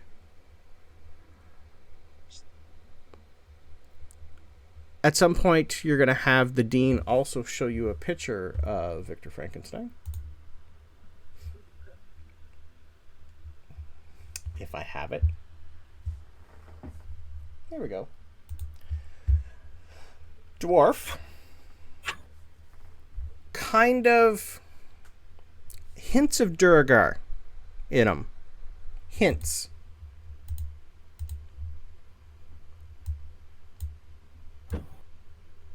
And once she creates an image of Vic for you, now I'll also take history rolls again at advantage. Advantage for Yes, everybody. 18. I got double 17s on that. Beautiful. History. I rolled worse. Oh, did you? 27. Only one worse, but still. Okay. It's still 25. Okay. So you did quite well. The image of Victor, and it's mostly the image and the description, is the same description Grimgrin gave you of who's working with Priences, who helped create him. That makes sense. Yeah, tracks. So it seems they've been working together for quite a while. Along with Wispclaw, the Kithrickmancer. It keeps changing Princess to Princess. Prince of the Seas, easiest way to do it. So all that kind of clicks. Oh. Huh. And Talos would explain it out loud. Okay. While all this is happening, Yeah. While all this is happening, you're getting some loot. Yay! We'll start with Sabryn. In D&D Beyond, there's something called a Whisper Jar.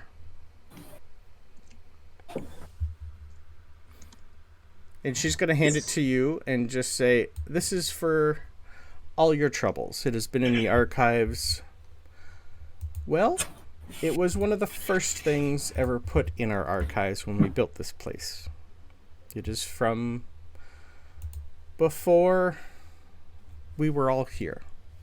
It is from a place called Candlekeep.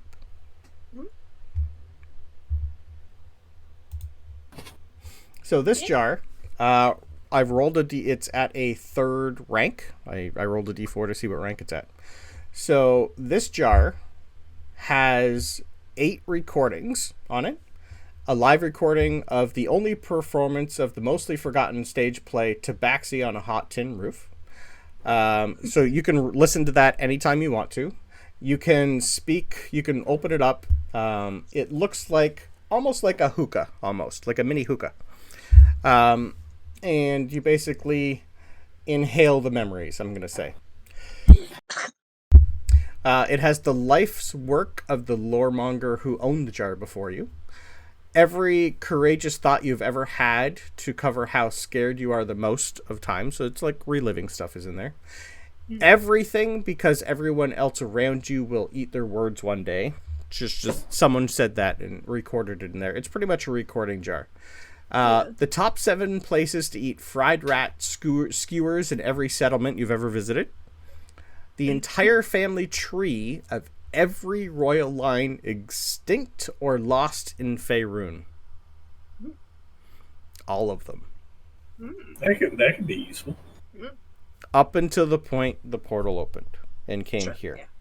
So you would have every single dignitary, every one of importance from your entire ancestors' history is in this jar. Interesting. A moment-by-moment review of your favorite Jim Darkmage stage performance. The sound of raucous applause which you play back liberally. So basically you roll a d8 and then you get that recording. I think that one only happens once per day? I can't remember. Second rank, it's called the Whispered Encyclopedia.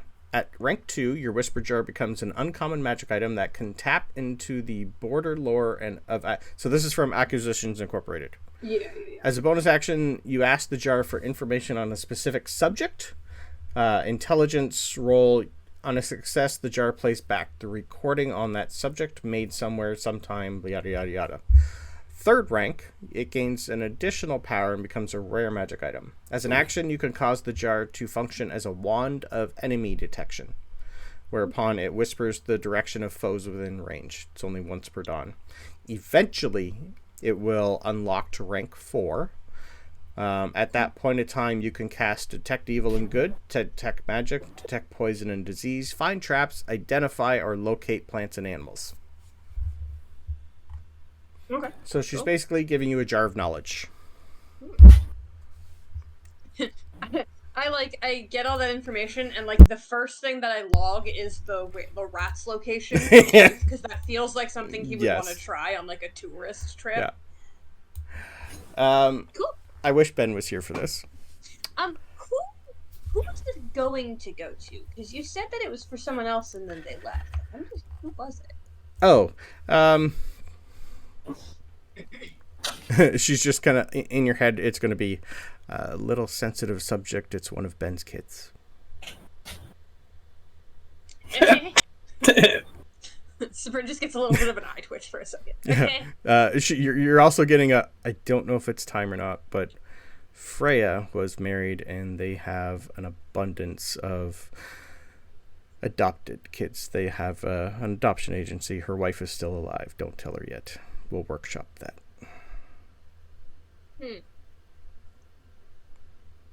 I just say okay out loud. Okay. Yeah. Ben is getting a flying broomstick back. Ooh. That's funny. So she basically just opens up the crate and goes, "This was Freya's. You may as well have it, Ben." So Ben now has a flying broomstick. And Ben goes up. Yeah, pretty much. Ben can cast fly now, so it's the funny part. It's like, so yeah, I think the newer one is not an attunement slot, I believe. I'd have to double check. I think the old one was. I rolled to see if she was going to get a flying broom or flying carpet, and we got flying broom. It still does require attunement. Yep, that's fine. I don't think it should. Yeah, with the rules. Yeah. Oh, sorry. The new one is. The old one is not. The old one's not. So we'll give her the old one, so it's not an attunement slot. Yeah. Yeah, the 2014 was not an attunement slot. Talos. You're getting a very old, very dusty spellbook. Ooh. The front cover says Advanced Magics for Anyone Smarter Than Me by Professor Kelvin. So, rope trick. I'll copy and paste these for you. You get Shatter. You get Cat.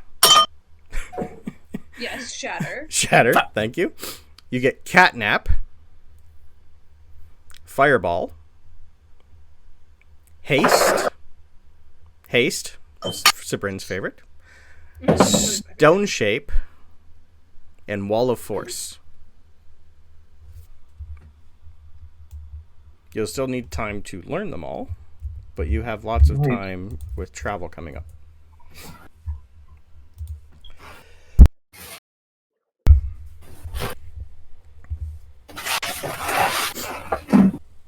So yeah, Rope Trick, Shatter, Catnap, Fireball, Haste, Stone Shape, and Wall of Force.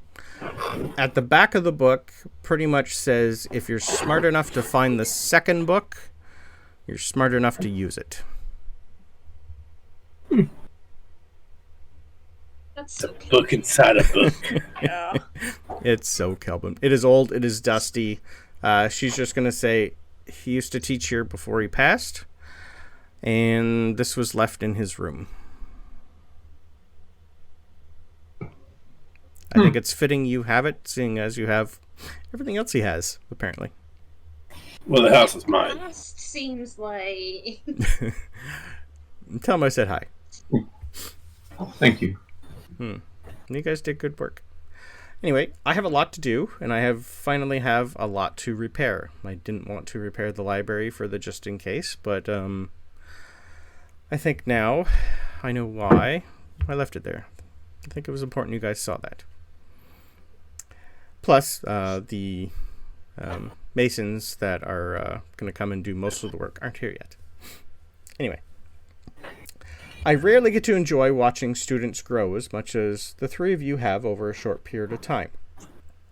So I'll say what I usually say to all my favorites. Ignore the Ignore the normal. Stay weird.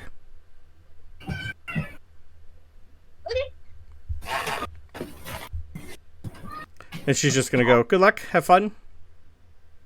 Whatever you want to do. Keep in touch.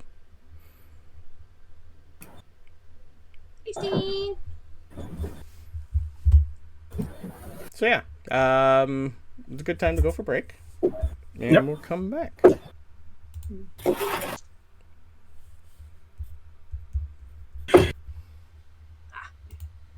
So, at some point, she's pretty much left, but if you brought up the fact that you wanted to study a teleportation circle here, she would definitely just show you where to go. Or tell you where to go. It's like, this room she'll just basically give you. It'll take like 5 or 10 minutes to get there. It's pretty close to where you guys currently are near the Star Labs. When you guys finally hit outside, you will notice like pretty much piles of books are in front of your Vardo, like a couple hundred of them. And just immediately they just kind of all vanish. And just a collective from inside the Vardo. And definitely a thank you. Do I still have the bats with me, or did they go back? It went back. Yeah, it's not hanging around. You keep them occupied a few hours. Yeah. You definitely tell they are fully mature. Yeah. Massive now. Yeah. Did you say that should take them a few hours? Yeah. It's literally like, whatever yarn spinner's going in there, maybe time sped up for a few of them. But they have pretty much went from this big to fully grown in a couple weeks. Oh, yes, the babies. Yep. I think before we leave, I'm just gonna see if the dean has any of the like food that I've been feeding the bats to put in the Vardo, like to give them, just because time is speeding up and stuff. Gotcha. What I gave originally is probably long gone. Yeah, and I know they can handle it, but I want to give them some more. Okay. She'd pretty much just show you to where the stables are and just say pick from there. Yeah, pretty much. Thanks. Because they have lots of horses and stuff here. And I'll just dump that into Yarnspinner's house. And you guys would, it's pretty much just a thank you.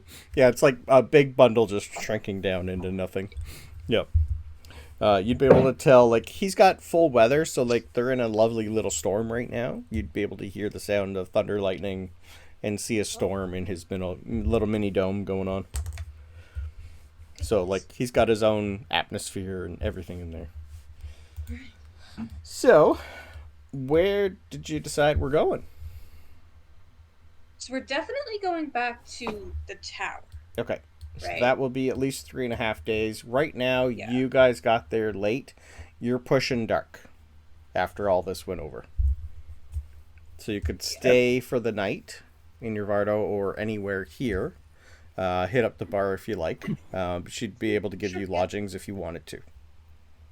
Yeah. I'll hit up the bar with Francisco. Okay. Sure. Yeah, she's pretty much the guest area, so she's going to let you guys go back to where she is, and pretty much is sticking Ben in where Ben originally stayed.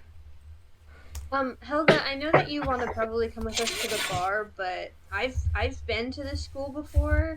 I don't think it's a good idea to leave the Vardo and anything in it unattended, because they're all pretty curious here. So I think you should stay here and guard it for the night. She's like staring daggers at you and going, Tooth can do that. I'm with you. You can do that. I've said this before. I go, you go. Why don't you and Tooth guard it? We've gone over that too. Not till the job's done. I'll watch Sabryn. It'll be fine. We're just gonna have a few drinks. She can barely get drunk anyway.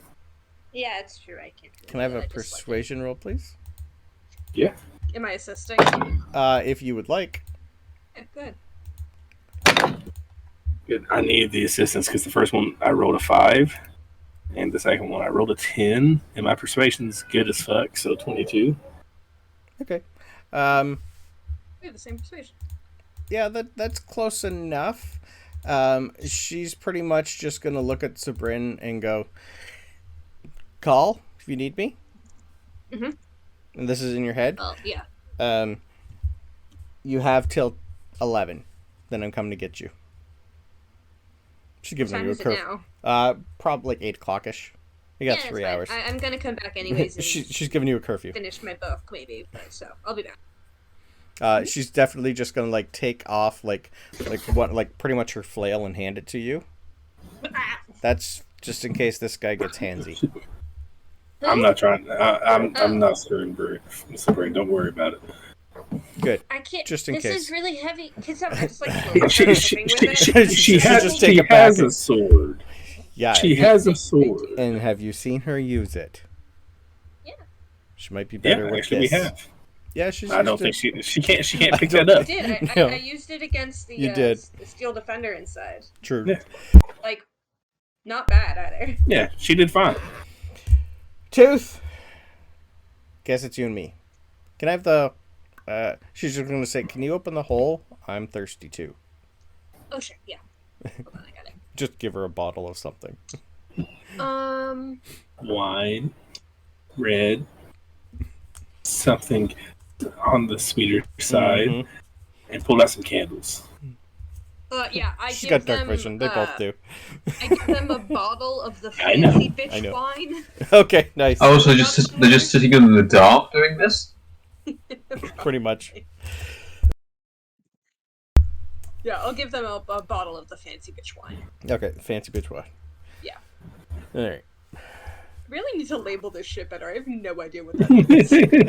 But that's what I labeled it. That's all it was described to us as was Many- some fancy ass Many wine. kegs and bottles of fancy bitch wine, like 30. Nice. Yeah. Oh yeah, because we got that from what's her name from. Yep. Yeah. Yeah, you looted Z's in pretty good. Yeah. Ben is pretty much on their broom flying circles, enjoying it. Mm-hmm. Yeah, looking around for a Quidditch pitch. Actually, the Harry Potter brooms, I think, are much quicker than this thing. I think they are. Maybe, yeah. Because I'm pretty sure they can hit like 200-300 miles an hour. They're pretty quick for the newer ones. That newest firebolt. Have you seen it in Quidditch Weekly? Okay. You want to see my notes for Quidditch? I will No, I show don't. you my fucking Quidditch notes. They are extremely hard to read, even for me, and I wrote them. My play-by-plays for Quidditch matches are entertaining. Yeah. They are not easy to do. Quidditch is definitely the hardest part of that campaign to figure out how to do it.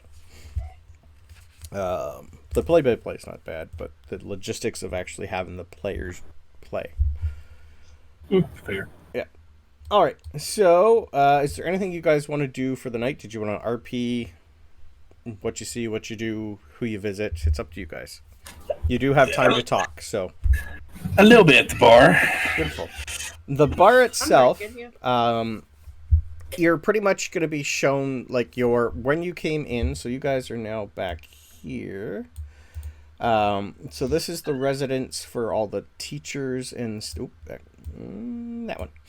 This one is the residence for the teachers and staff. She's up top, the bottom when you guys first came in and were had your weapons taken away.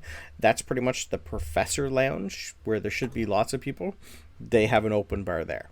Couches. It's pretty much like not like the Temple of Vox, but kind of like the Temple of Vox. So it's basically not high end alcohol, but it's free. You definitely have at least like 5 or 6 other professors hanging around at this time of night. Most of them are just like finishing lectures. So you're going to be seeing quite a few more eventually come in, sit down and drink. So you're pretty much in with a bunch of professors, and they're pretty much all wizards. Okay. Well, Francisco, I'm totally rolling. Did Perception. Talos come in with you, or are you staying outside? I think Talos would leave them to it. Okay. Spend the night like going through spells, working out which ones to Beautiful. You can. what to do. Excellent. If you want to copy all of them, by all means. I'm just gonna go get some drinks and watch Francisco flirt with the co-eds. And if it's very unlikely, but if I do get drunk, I am immediately like doorstop pinging Talos's doing wherever he is. Like that is the only mission on Sabryn's mind. If I do get drunk. Okay. So, Francisco's scoping out the bar to see who looks good. Okay. And that was a 19 on my perception to see who looks good. Beautiful. You definitely see the one professor that would be there. She's youngish, like about the same age as Will, 30-ish. Definitely human, long dark hair, tied up in a bow. She has robes that are pretty much, they almost kind of wear the same robes, but hers is more pantsuit than robes. She's like has a, just like Talos, you've seen like an enchanted book just hovering in front of her. She's pretty much flipping through it, and she's having kind of a conversation with her book. She's probably the hottest here right now. Sabryn, I will take a history roll, please. Yes, hot teacher history check. Let's go. Yeah. She would definitely give you Professor Bones vibes. Bones, yeah. Just a little bit 23. more. 23. Professor Kate Freelander. She is one of your old sorcerer teachers. Was she nice?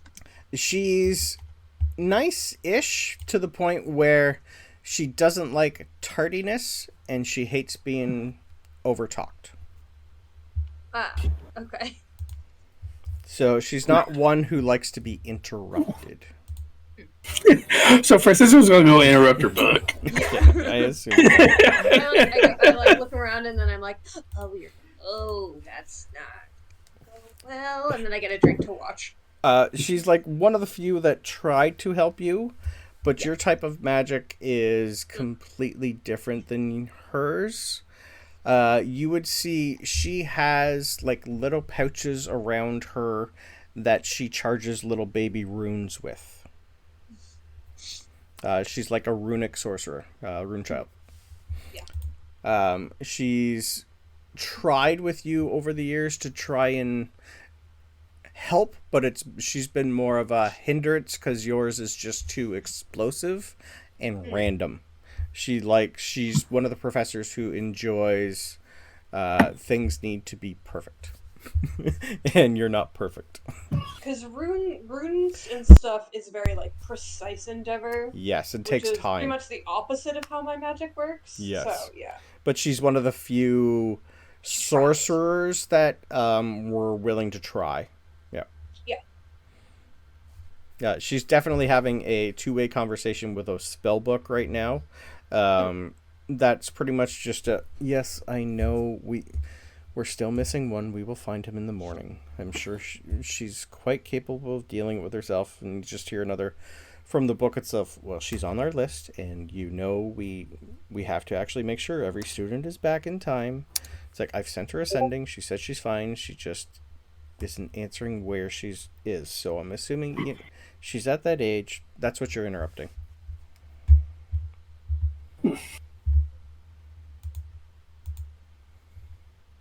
Fancy a drink? Does it look like I need a drink? And she's just going to conjure one in her hand. Hello? Yeah. You are not from here. I can tell by the outfit and the weaponry. No. Well, not many Drow here. We're just passing through. And you are? Francisco. Professor Kate. Pleasure. Sit. She's just going to look at the book and go, close it. Okay, you seem like a breath of fresh air and hall full of nerds. She's going to look around and go, asshole. Definitely a nerd. I don't know what he is. Sabryn, why are you waving? I started looking around, so I waved. It's pretty much Hi, Professor Kate! Excuse me for a second. She's going to stand up and go to Sabryn. Oh, sorry. She was Sabryn. looking, I waved. She's seen you, and you're more important than he is.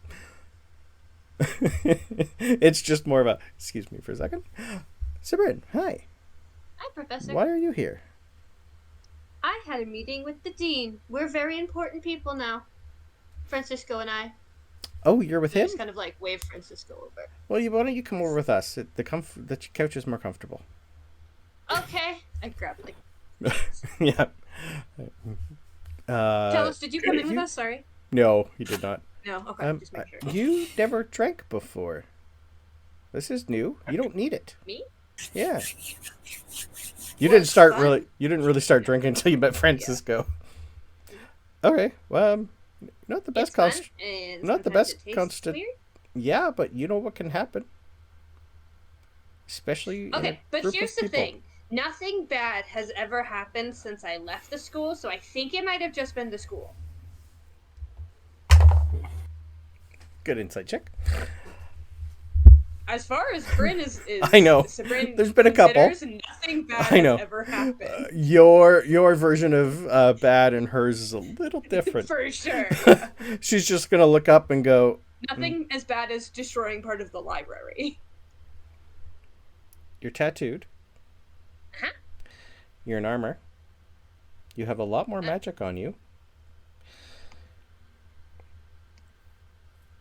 I'm not in armor. You're in, well, better clothing, I should say, than you left. Yeah. Yeah, you look older. Like, she's pretty much just going, you've grown. Well, I don't look older, but I do look... Yeah, not older, but yeah, it's just more, you carry yourself better than you did before. Yeah.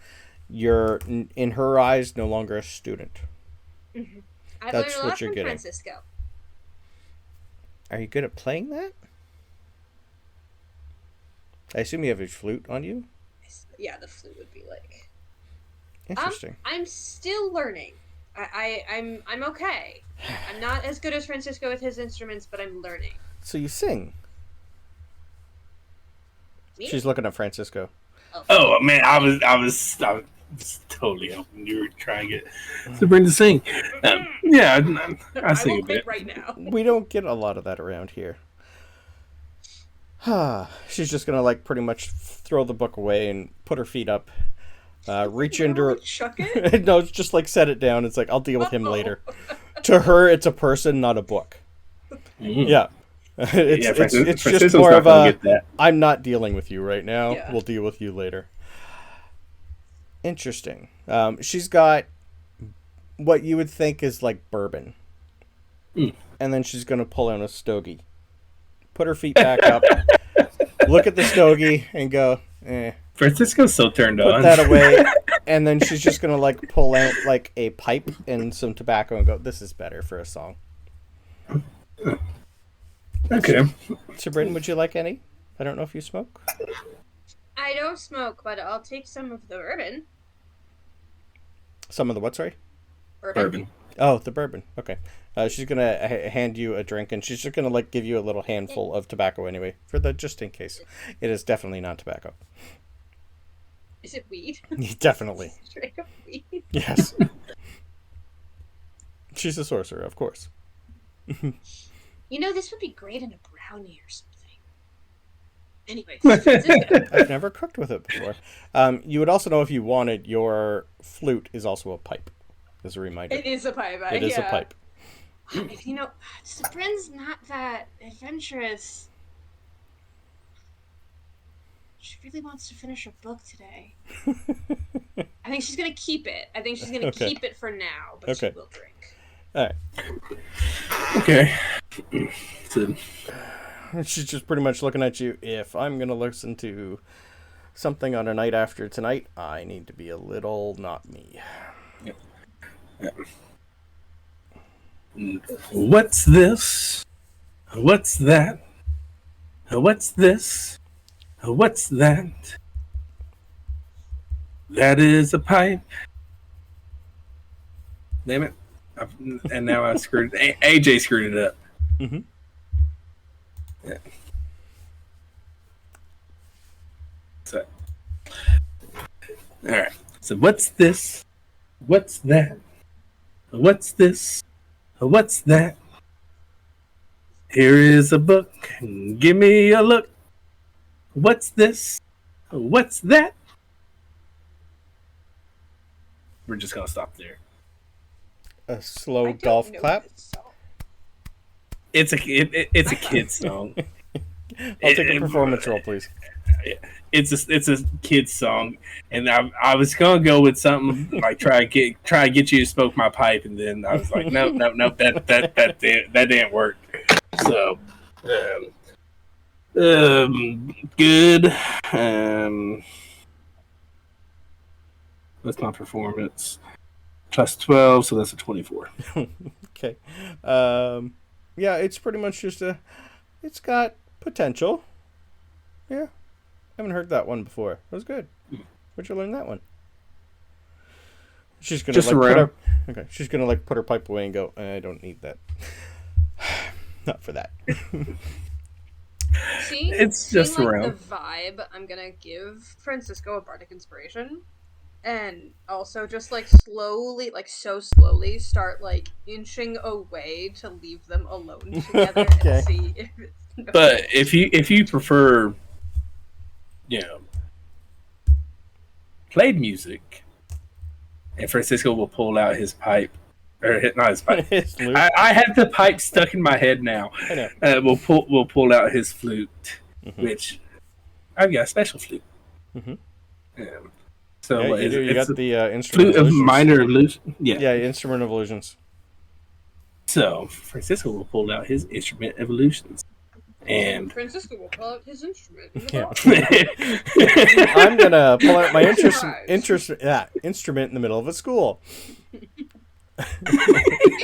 Teacher's lounge. Which I don't know if that's better or worse. This is a college, and I think, given the impression that this woman has given off, Francisco is going to play a song, and the illusory effect is going to be like, think of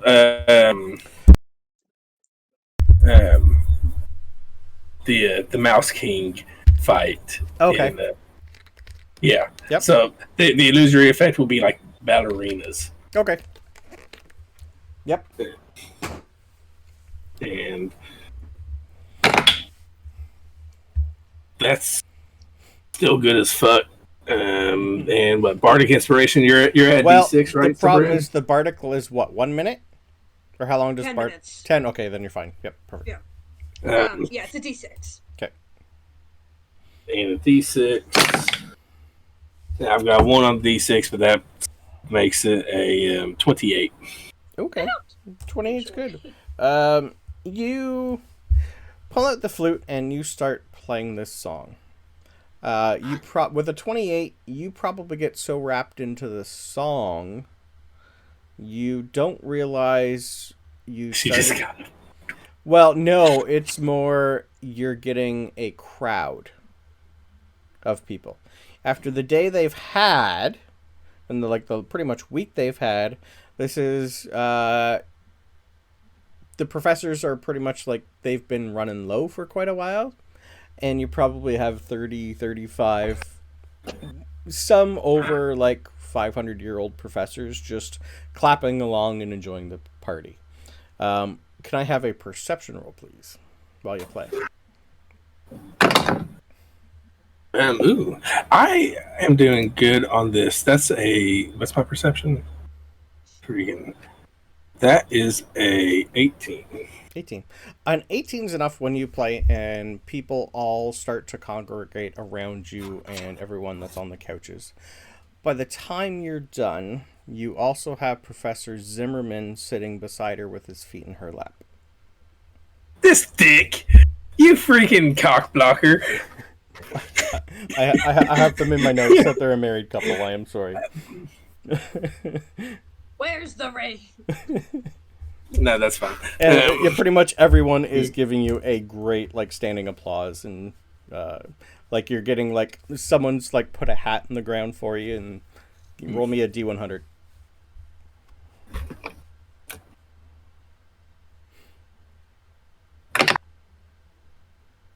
That's a 54. You get 54 gold, sir.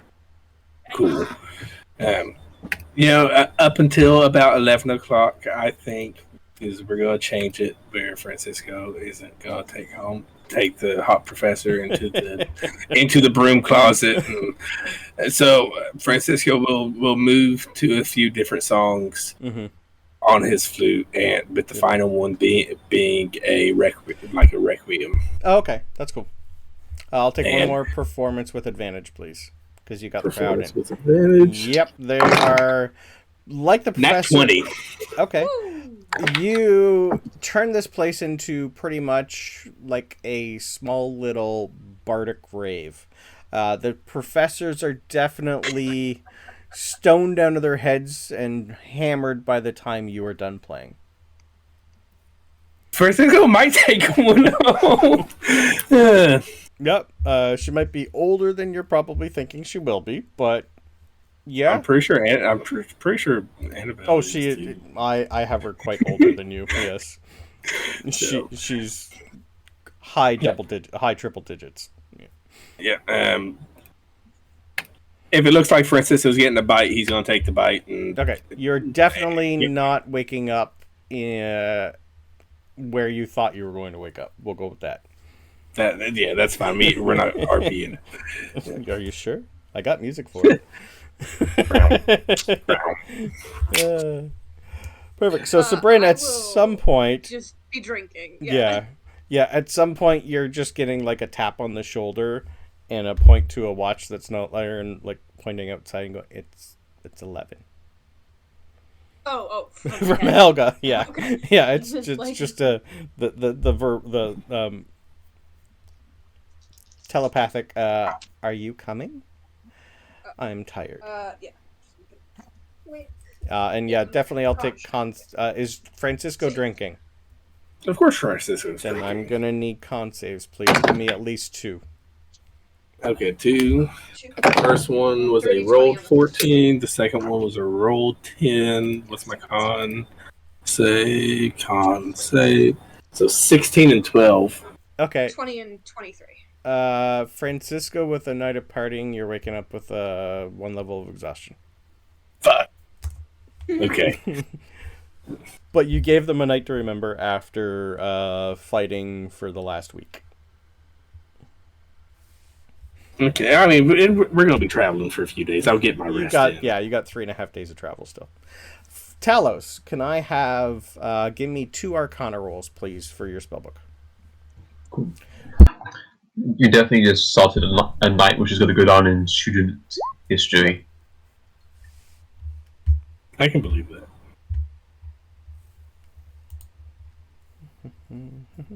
Nat 20. It's going to take you half the time to copy all of them into your spellbook. With the nat 20. Honestly, the time's not an issue. I know. It's just, I calculated how much it's going to cost. I don't think... Cost-wise, because you have help and your internal components can pretty much, like, all they really need to do is take a photocopy of the spell and integrate it into your program. So for because of like the Scribe features, yes, instead of taking 2 hours per spell level, it's 2 minutes per spell level. Yes. So the whole thing, including spell scroll, is pretty much quick. Just over an hour. Yeah. The whole thing, the gold is, where is it? That's 1,600 gold pieces. Okay. If you would like, how much money do you have? Not that. How much do you have? I have 59 gold. Okay. And I like loads of amethyst. Yeah. And other gems which can just be sold too. Yeah, you guys spent most of your cash, I believe. No, we got more. Yeah. We'll say, roll me a d4.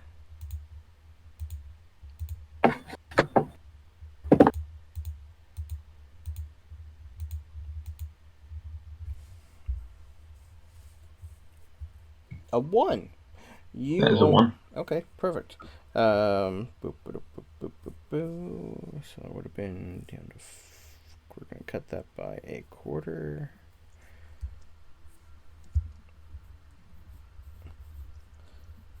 Alright.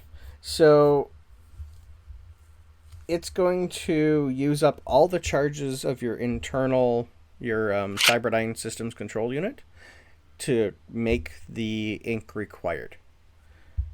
So the 1 is going to drop you down to just a quarter of the price, which is like 265 gold worth, I think. No, a quarter is still 400. Oh, it's dropping you down to, well, so of 1,060 divided by 4.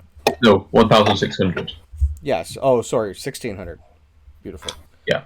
So 400 gold worth, you're going to need to put that much money worth of gold into your system so it can incorporate it. So it's almost like it's going to use that as part of it. Or you can just go buy some enchanted ink. We're good with that. You'd get that here at the school. Cool. I have enough in amethyst for that to work. Because you also got Tooth there. He's got like 200 gold. It's up to you. Like for me, Talos, he wouldn't ask people for money. Yeah, like for me, because you're like a construct, most things just internal. But if you want to actually do the wizard part, then yeah, come up with 400. 12, 16. Yeah, come up with 400 gold worth of stuff at some point. I got some monies. Yeah, we don't have to You're split it broke. between the twins anymore, so. Yeah. What twins? Exactly. Yeah. So yeah, you'll have to come up with that at some point. You can either ingest it, and that'll help like create most of it, or just buy it and do it normal. It's up to you. Right, I figured it out. Yeah. Okay, perfect. All right. Okay. Nope, I was just going to say, while you're outside in the Vardo, you hear a little bit of a heart-to-heart between Tooth and Helga, without actually having Tooth here. At some point, I was going to RP. Helga wants him to deal with his past. So she's going to pretty much just say we should go there at some point. I will help you kill whoever needs fucking killed. Yeah, when I realize that it's not flirting, I go back to my book. Okay. Yeah. There's a little bit on her side. I will leave that up to him. There's definitely the odd hand touch from Helga. Yeah. But yes, I will, as soon as I get back to the Vardo, when it's past my bedtime, I will just continue my book, however long I can take on it. Okay. Yeah, you just need short rest, so as long as you're going to read the rest of the night, we can still see at least get 6 hours of whatever book you're reading. Yeah. Yeah. Okay. That's... And which one are you reading now? I can't remember. I am reading the Comprehensive History of the Underdark. Comprehensive. So the tome. Did I tell you what that one does? Yep. Okay. Yes, thank you did. you. That's why I'm reading it. Okay. I have my Sabryn's list of books. I just don't have it handy. It's my Tome of Leadership book. Oh, okay. So I only have 48 hours to finish. Where do I have that? I think they have it in... Well, technically 48 hours in 6 or fewer days, but yeah. Books for Sabryn from the Drow Library and School. Yeah. Underdark Policies.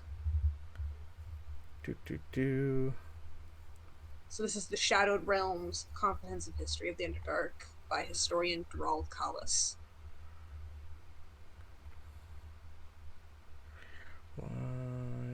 Oh, there it is. Perfect. Yep. Okay.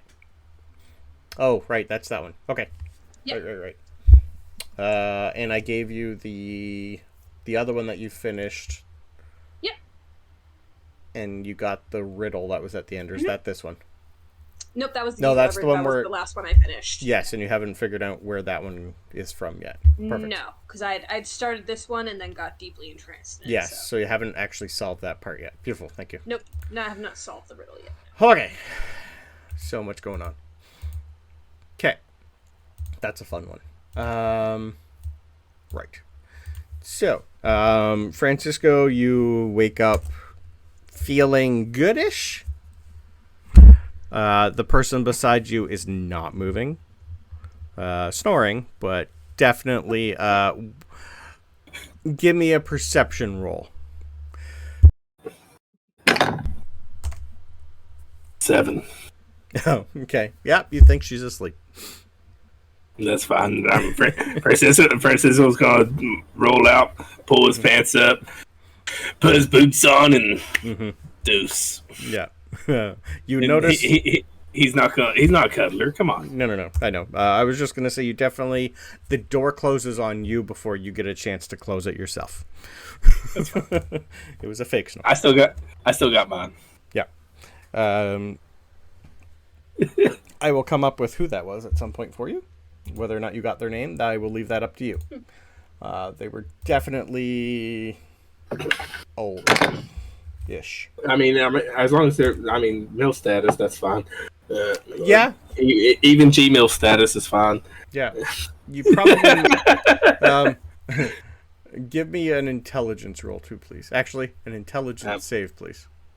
And I rolled for whether or not I cared about their name, and I did not care about their name. And a nat 1. Okay. You definitely don't remember who it was or what you did with a nat 1. Ooh, even better. Yeah. Modified memory is great. Oh, that's funny. I screwed a married lady. Who else would do a modified memory? She's married. It's just the dean. No, that room was not nice enough to be the dean's.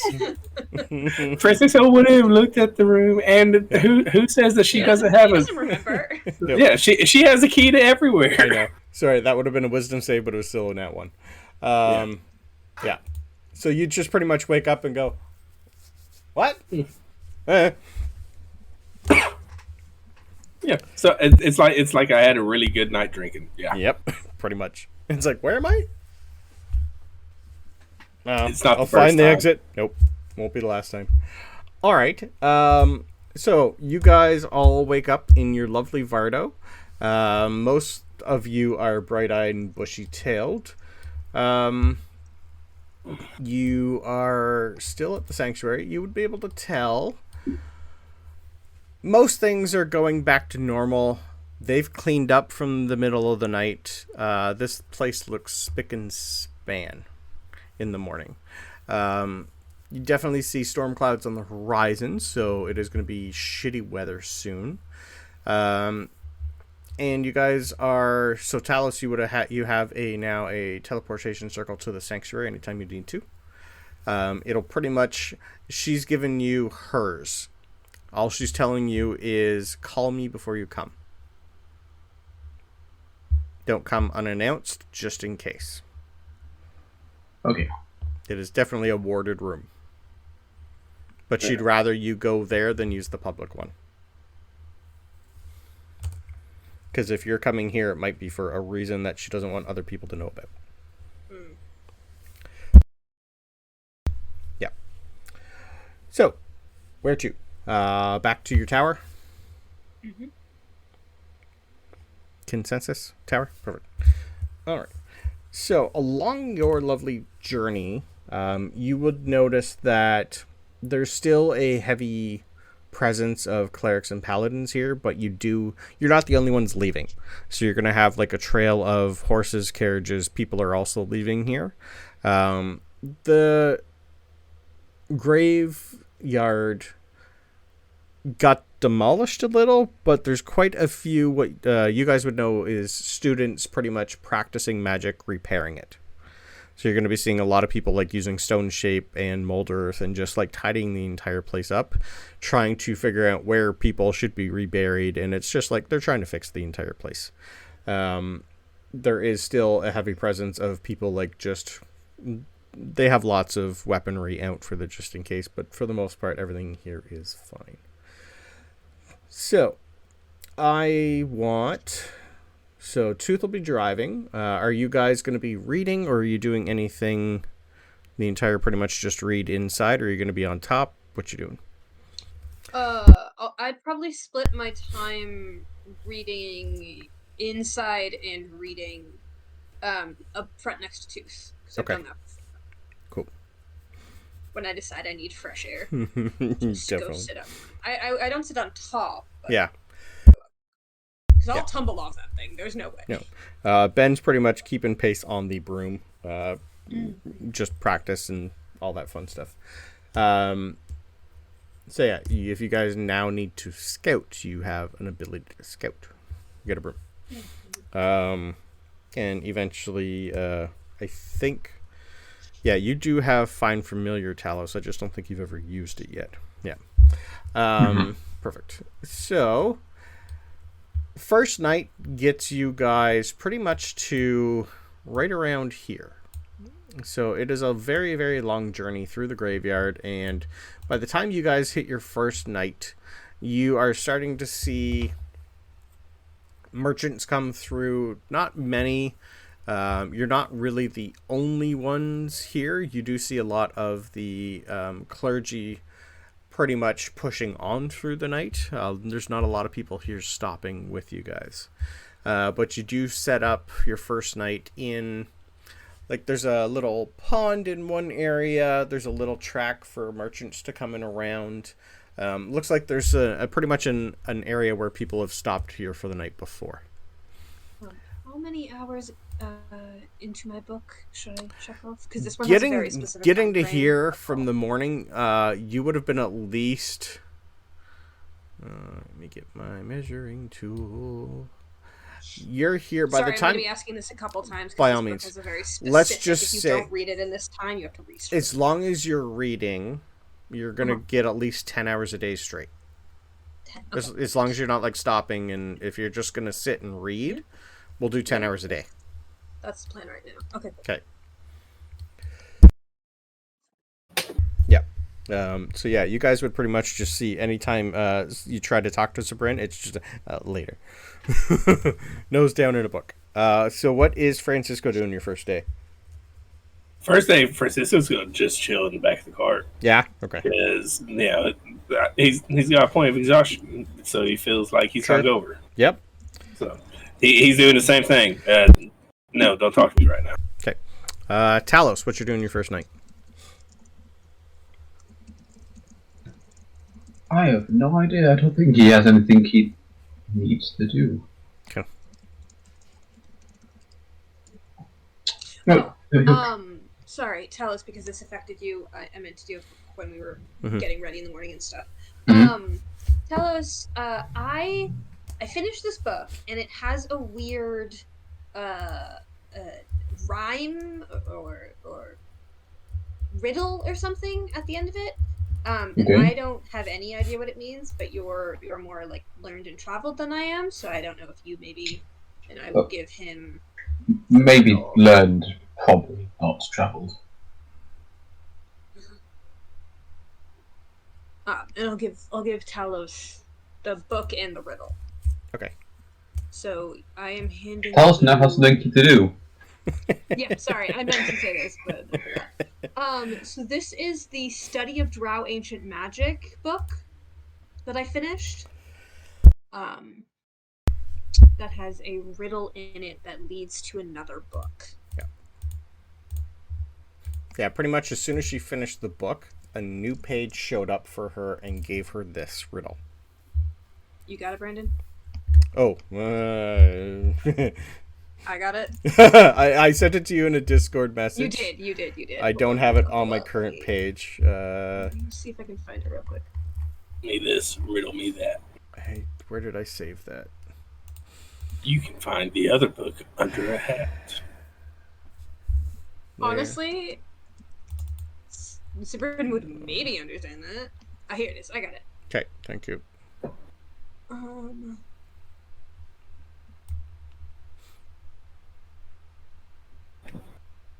Would me this, the magic man? Oh, also, sorry. The Maribin Resonator that you guys were told about. The Dean would have had a little bit more information about that. That she would have had... it would have been Baz who remembered something about that. It's also used in something that she remembered seeing in a book. Or like something she remembered someone talking about. It could be part of her ancestors' past. That type of resonator is usually it's created in another machine. So it's an actual machine that's constructed to build specifically them. It also uses them as a power source that she thinks is called an Eldritch machine. She doesn't remember where she actually heard it from or saw it. It's just something in the back of her head. She says she will look into it, but she thinks her sisters might know more, so she's going to try and contact them and let you know.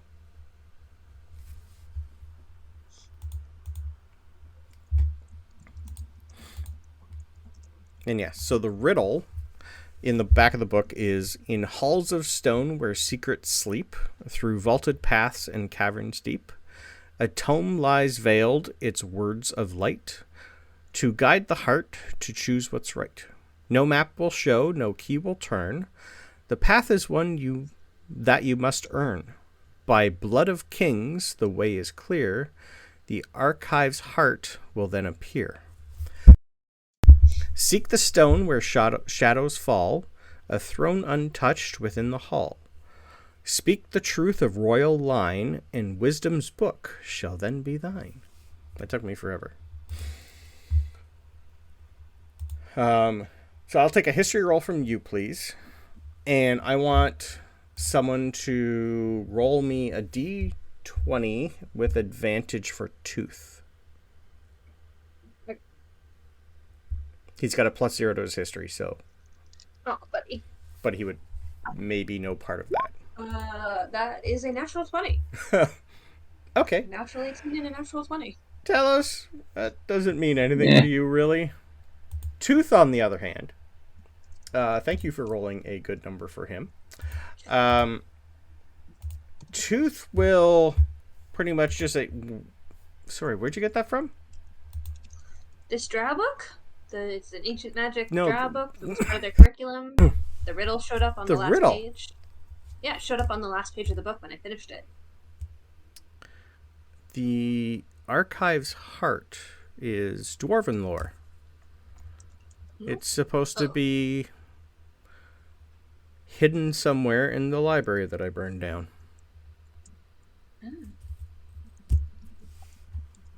I don't know exactly what it is, but I remember hearing something about that.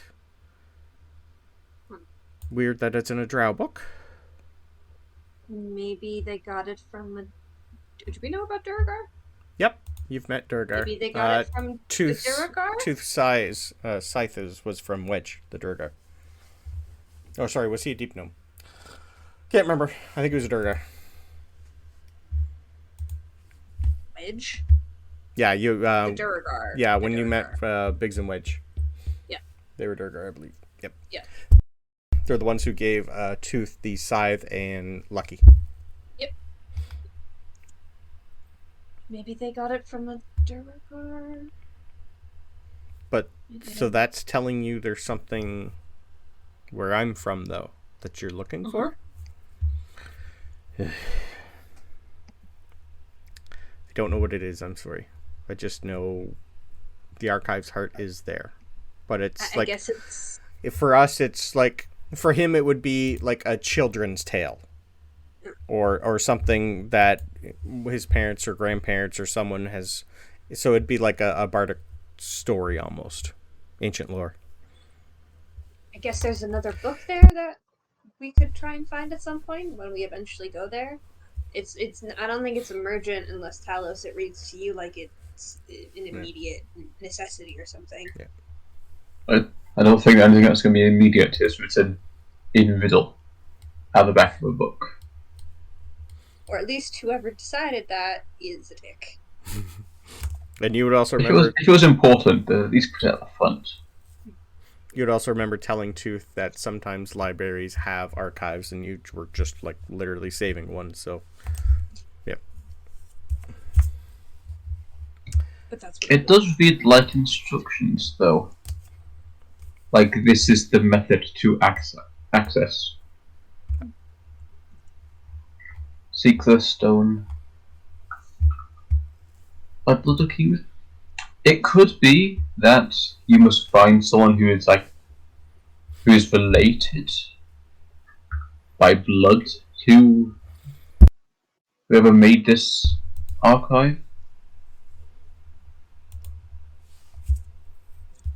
Maybe. Helga's pretty much just going to punch his arm and go, see? Another reason to go home.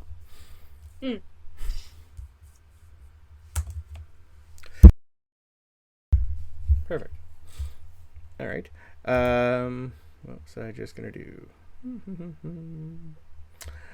I had you roll. I had re-roll. I forget what I was going to have. Oh, right. Talos. Throughout your journey, your pretty much 3PO has been talking to himself a little. And can I have a history roll with advantage to try and have him remember something, please? 20. 20 enough. Okay. Dirty 20 is enough. The inscription on your arm. It's taken him a while, but he remembers something in his programming, and the only thing he can think of is realm space. Something about that race and realm space is connected. Cool. Talos is just sort of pushing him off to one side when thought of, oh, he's finally lost it. Highly possible. He's taking note, but he's...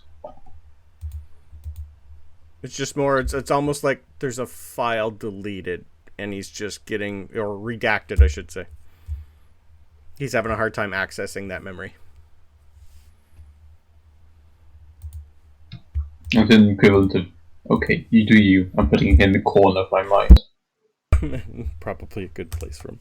It's just more of a, yep, I'll figure it out. And just like over and over, Realm's face. What else is there? Yep. Okay. Access denied. Access denied. Perfect. All right. Well, it is 10 o'clock. Your first night. Can I have who's ever going to helm who's staying up all night watching? Like, I know Sabryn and Ben don't need to sleep. Talos, you need to power off for 6 hours. Did you and Ben want to stay up all night on watch, or are you going to wake anybody else up, or are you even bothering with a watch? I mean, I'm reading. I'm watching passively, but okay. If anyone else is, I guess. I mean, Helga would take a watch at some point. I think. Okay. Just so let's as a thing. Let's do just perception rolls for Ben and Helga. Okay. 16 is pretty good for Ben. 10. 10. Yeah. All right. Do you think she would do first watch or second watch? Probably first. She's not injured, so there's no real need to sleep off anything first. So Beautiful. Probably first. Okay. What weapons did we give her? Does any of you have a weapon of warning? She definitely does not. No. On a good. Does Francisco not have a weapon of warning? No. What did it? No. Let me double check my stuff here. I don't have one. Okay. At some point, at least Ben rolled higher than their stealth. Your first night at about 3 o'clock in the morning, you have Ben yelling ambush. Damn, I still haven't had my long rest. Nope. I like with one hand I pull my sword, and with the other I put a bookmark in my book and just.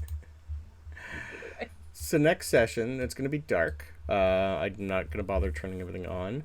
But you guys are around you definitely have a campfire. I don't have the Vardo here. I'm reusing an old map. But at some point, Ben heard wagons show up and then outpoured 7 or 8. Not too sure. Next session, we will deal with being attacked on the side of the road. Cool. I'd love to cut a bitch. Let's go. I rolled for what's going to happen for your first journey, and it was an ambush. So that's what you're getting.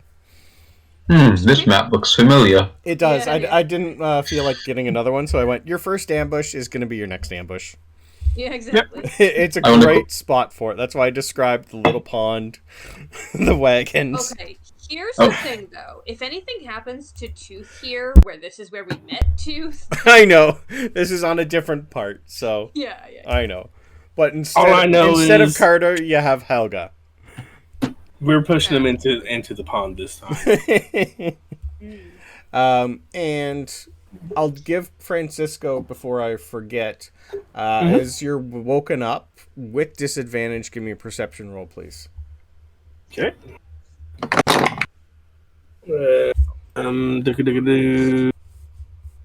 With disadvantage, and I'm exhausted, so that's -2. It's pretty shit. That's an 8. Okay.